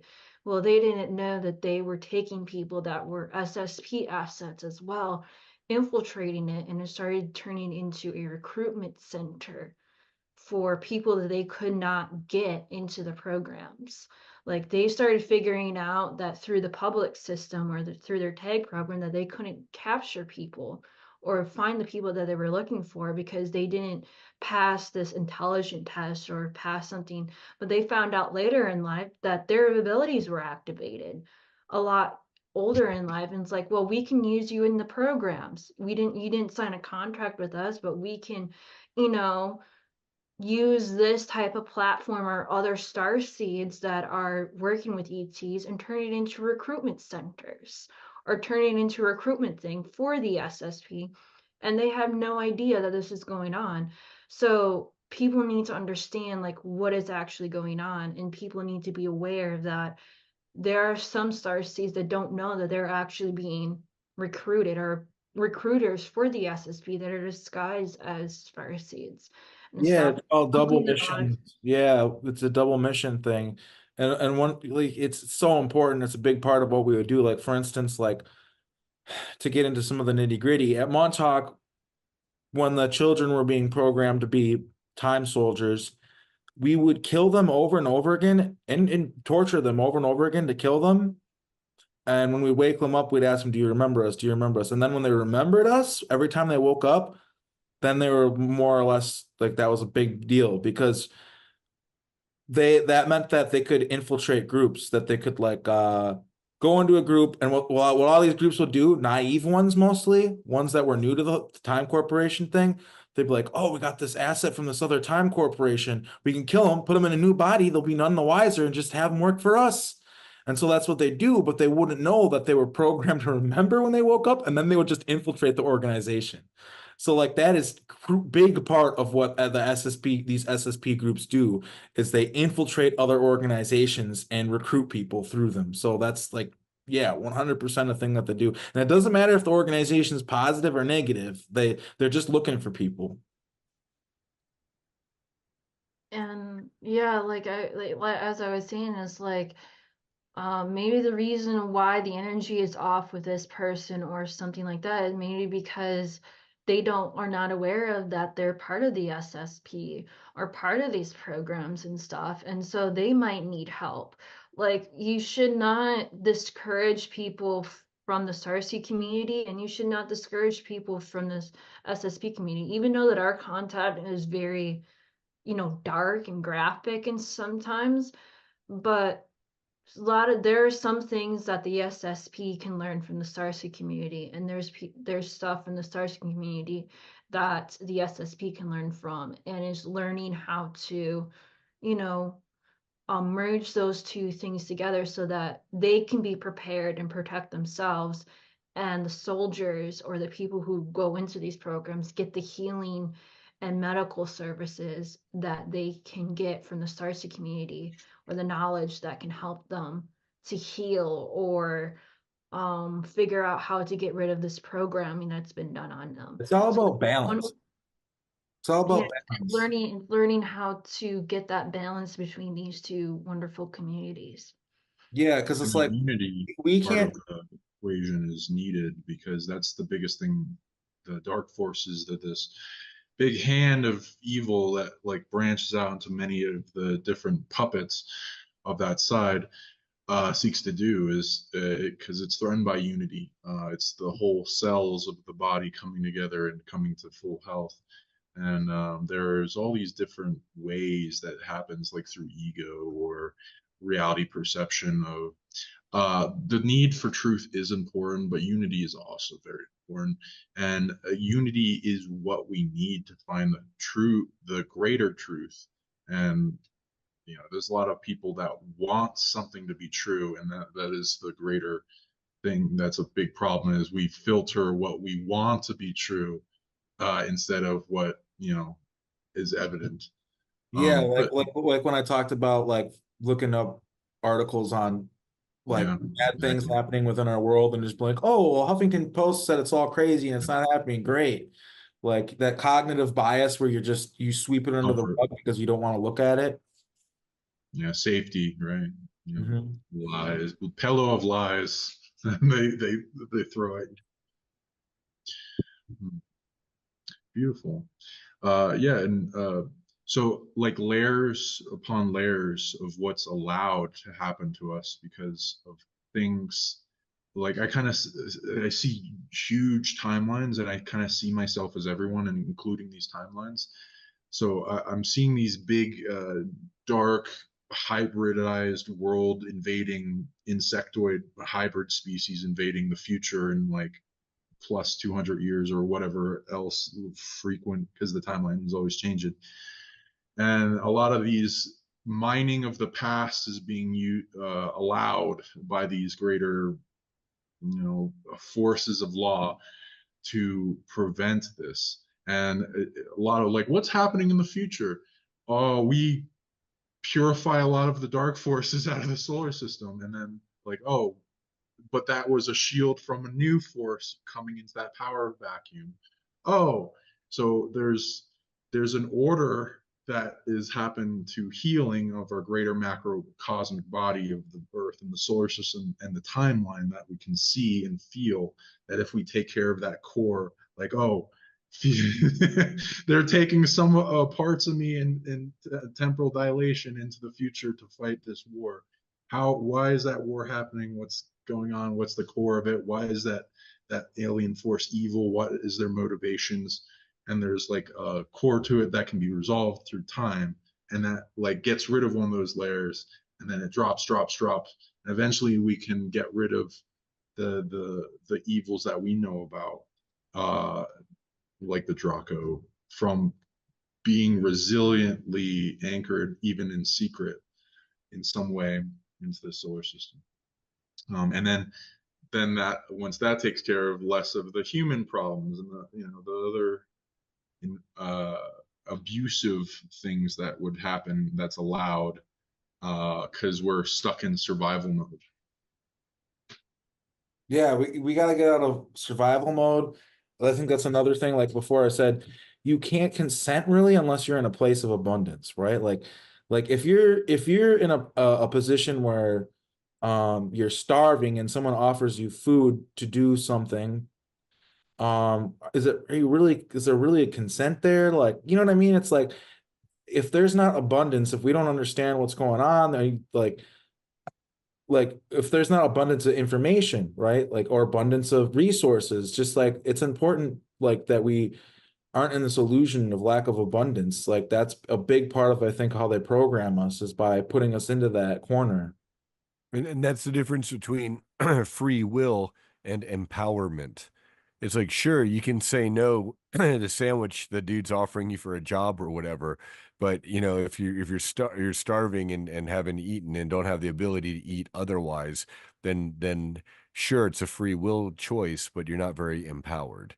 Exactly. And we're People building need the to be able to, structures to empower people need ourselves. people need to be empowered and be able to assert their sovereignty in Mhm. order for consent to even make any sense at all.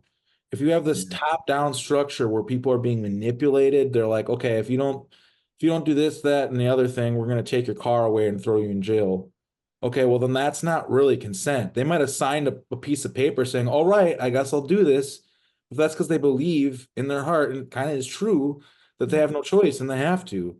That's not consent. And I think that's a big part of what's going on right now with us here. And there's also ET involved in there's a big picture to this, but it's just like helping. Consent is the issue.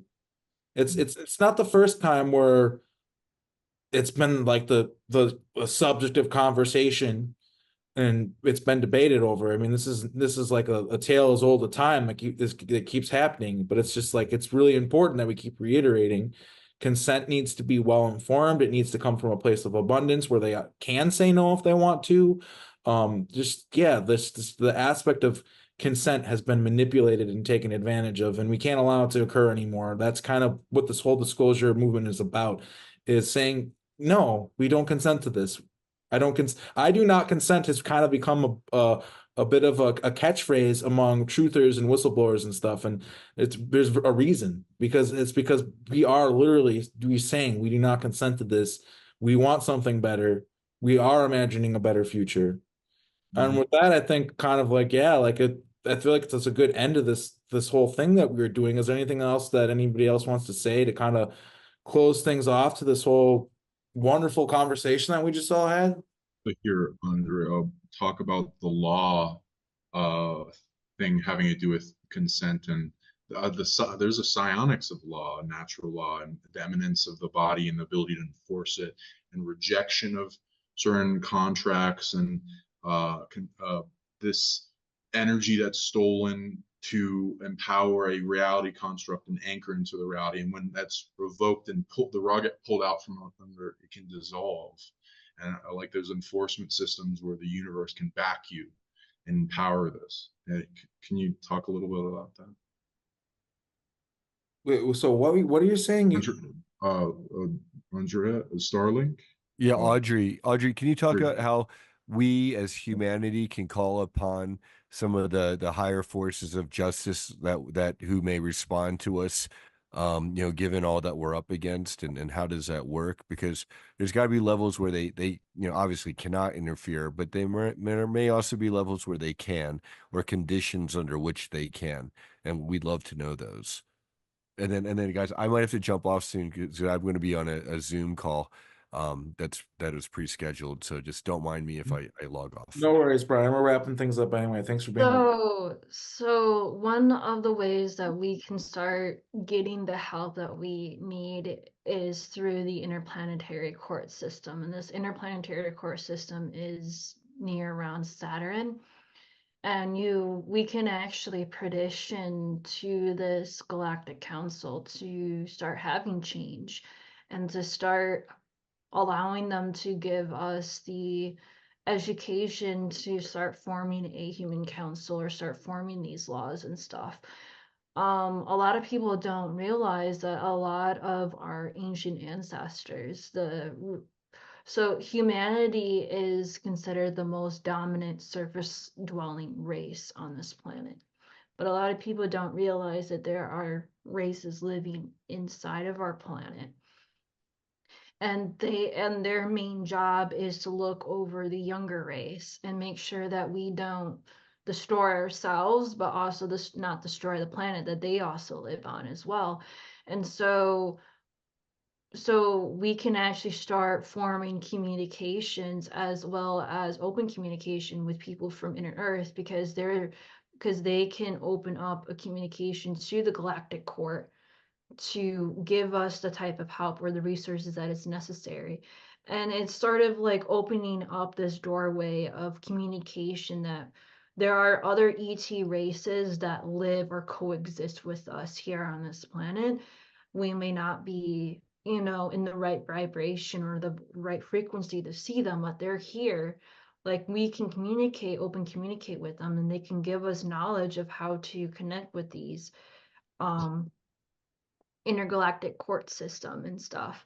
So one of the ways that interplanetary Earth does is one of the main focus is that they make sure their main concern right now for our planet is nuclear waste.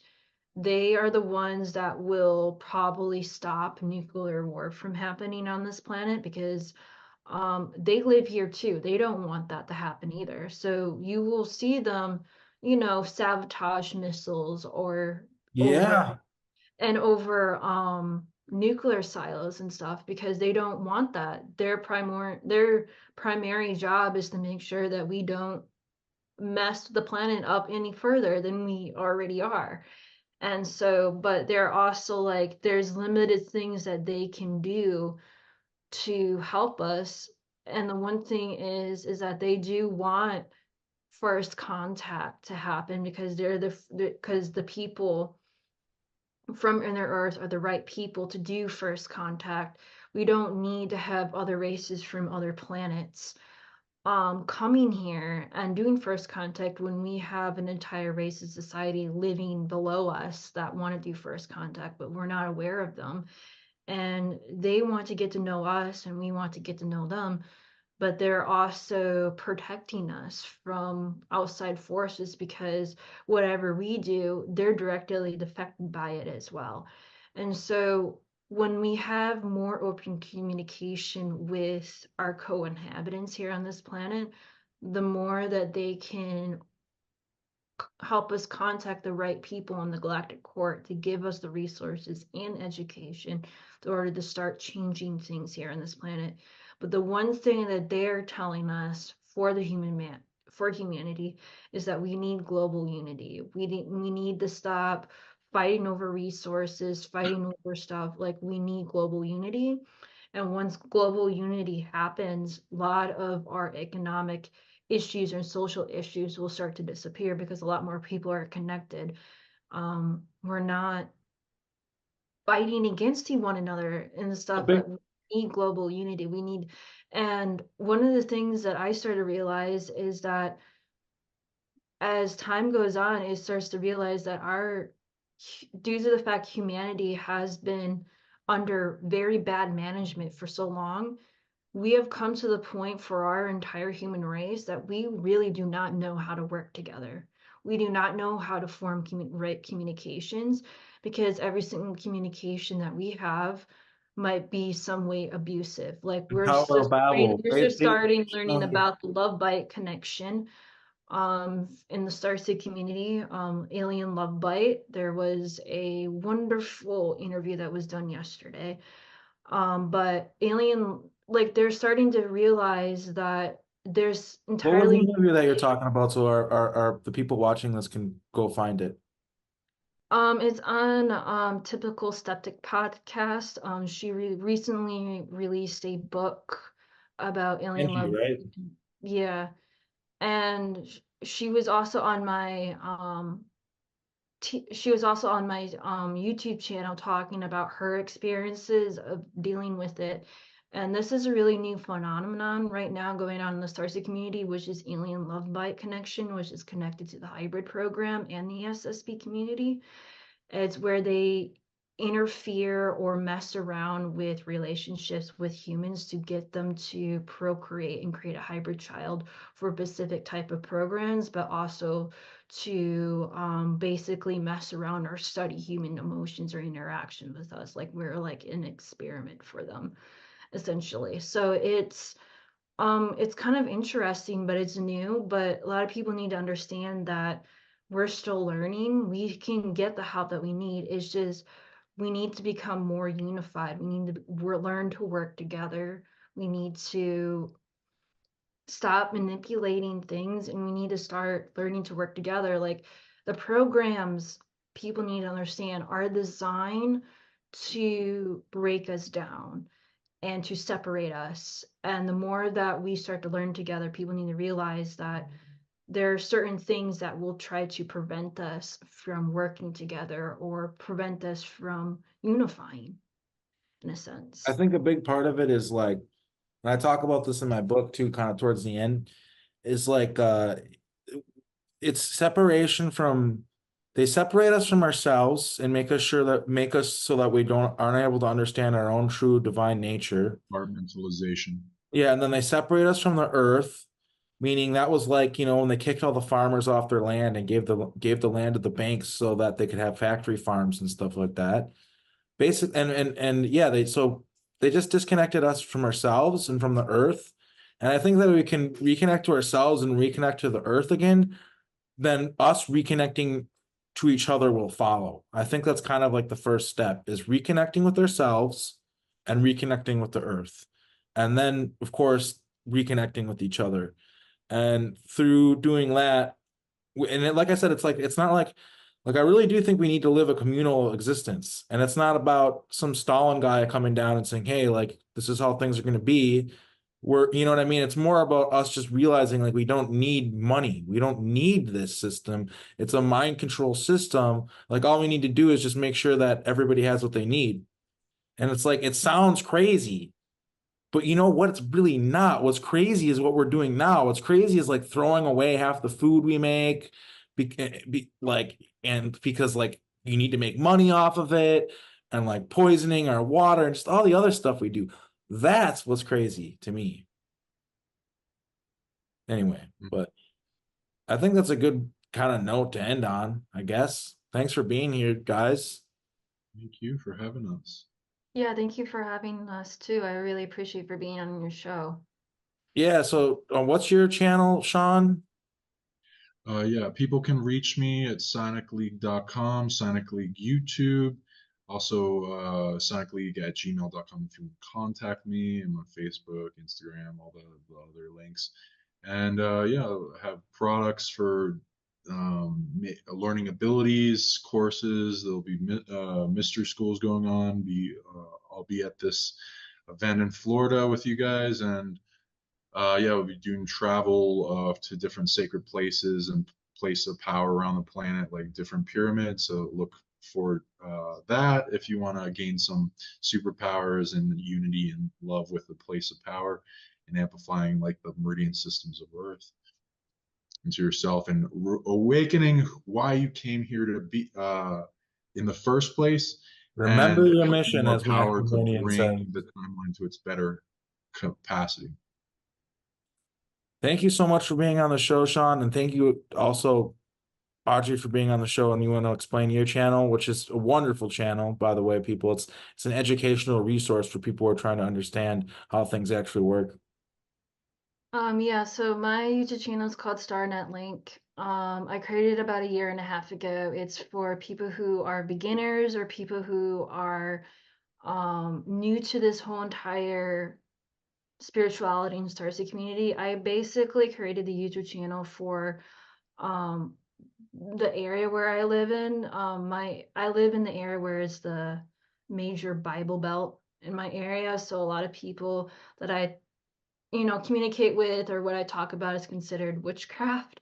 So the way that I try to explain to them is like, yeah, I do practice witchcraft, but it's a little bit more than that, and I try to explain it to them. And I also, you're causing, like, Christian people are practicing witchcraft too, which is a funny aspect to explain to them. Like, Miracles. Yeah, and I also tried to like destruct some of their thinking and stuff, and I try to give them resources. Like I had a lady at my work, and she's like, she came to me at the break room and she told me, it's like, are you into like witchcraft? And it's like, I don't like the church that I'm going to because it's all negative and it's against women and everything like this. And I was like, well, let me recommend you some books for you to read. Like, we can start a book club at work and read some books. And I recommended her some books for her to read, and she really enjoyed them. And I connected to a older woman where she's just starting to learn her abilities. Her abilities just recently activated, and she's like 70, 80 years old, and she's starting to learn. She's getting into quantum healing. She has an actual quantum healing device that she's learning to use and learning to be certified and stuff. And I go to her once in a while to learn from her, and she learns from me. And I also talk with another lady who who's being psychically attacked, and she just recently found out her galactic origins and stuff. So she's learning, we're learning all together, and somehow we feel like we are all connected, like connected like as family and stuff. And so a lot of people need, so this is the reason why I started like my YouTube channel, is for, it doesn't matter how old or young you are, we're still learning about this. There's still people that are, you know, 80, 90 years old, and they're having their abilities be activated, and they need a resource or someone to go to talk about this and stuff. And it doesn't matter whether you're in the programs, there's something that you can learn from my YouTube channel that could help you understand the history of what you're going through and understand the politics that surround the SSP, and the reason why they can't do this or do that and stuff with when it comes to galactic politics and stuff. I mostly call it galactic Bridgerton now, because of the way that it the way it is in the galactic court system. But other than that, yeah, my YouTube channel is called Starnet Link. It's for everybody who's a starseed into spirituality, metaphysics, in the SSP or any other type of programs, to just come and learn at your own pace, ask questions. There's no dumb or stupid questions. It's just learning at your own pace and learning things. That's excellent. And I have a friend, How do my friend Jen from Appleton, where I live. She watches your channel and it's helped her a lot. So that's pretty cool. any other ways that people can reach you? And then Arkheim, how do people reach you after? You can find me on Facebook. My inbox is normally pretty full, but I do try to respond to all my messages. You know, I have a Gmail too, arkheimrod@gmail.com, but I don't check it very often, but I guess there are people out there who don't have Facebook, so there's that option for you. And then yeah, the channel here is where you can find me, and also keep an eye out for the New Earth Light Brigade YouTube channel that me and Audrey are going to be doing, focusing on creating a new Earth, a new government on Earth, and getting rid of this parasitic cabal that's been fucking us all over for so long. So yeah, that's kind of the focus moving forward, and this conference is going to be absolutely amazing. So those of you who are still on the fence about coming, it's not too late, especially if you're in that area of the country. I mean, you know, come on out. Like, tickets are still available at Full Disclosure now, or fulldisclosuremovement.org. And yeah, we look forward to seeing you there, everybody. Have a great one. I myself have to use the bathroom, so this is good, like the goodbye for us personally as well. I gotta go. But much love to everybody for being on the show. And it was seriously, this was one of my favorite conversations I've ever had. There's such a breadth of knowledge in the conversation, and I think people will learn a lot from this, and it'll get people excited about the conference. So thank you guys so much for coming on. Have a great rest of your day, everybody watching this, and take care. Yeah, thank See you you. guys there. See ya.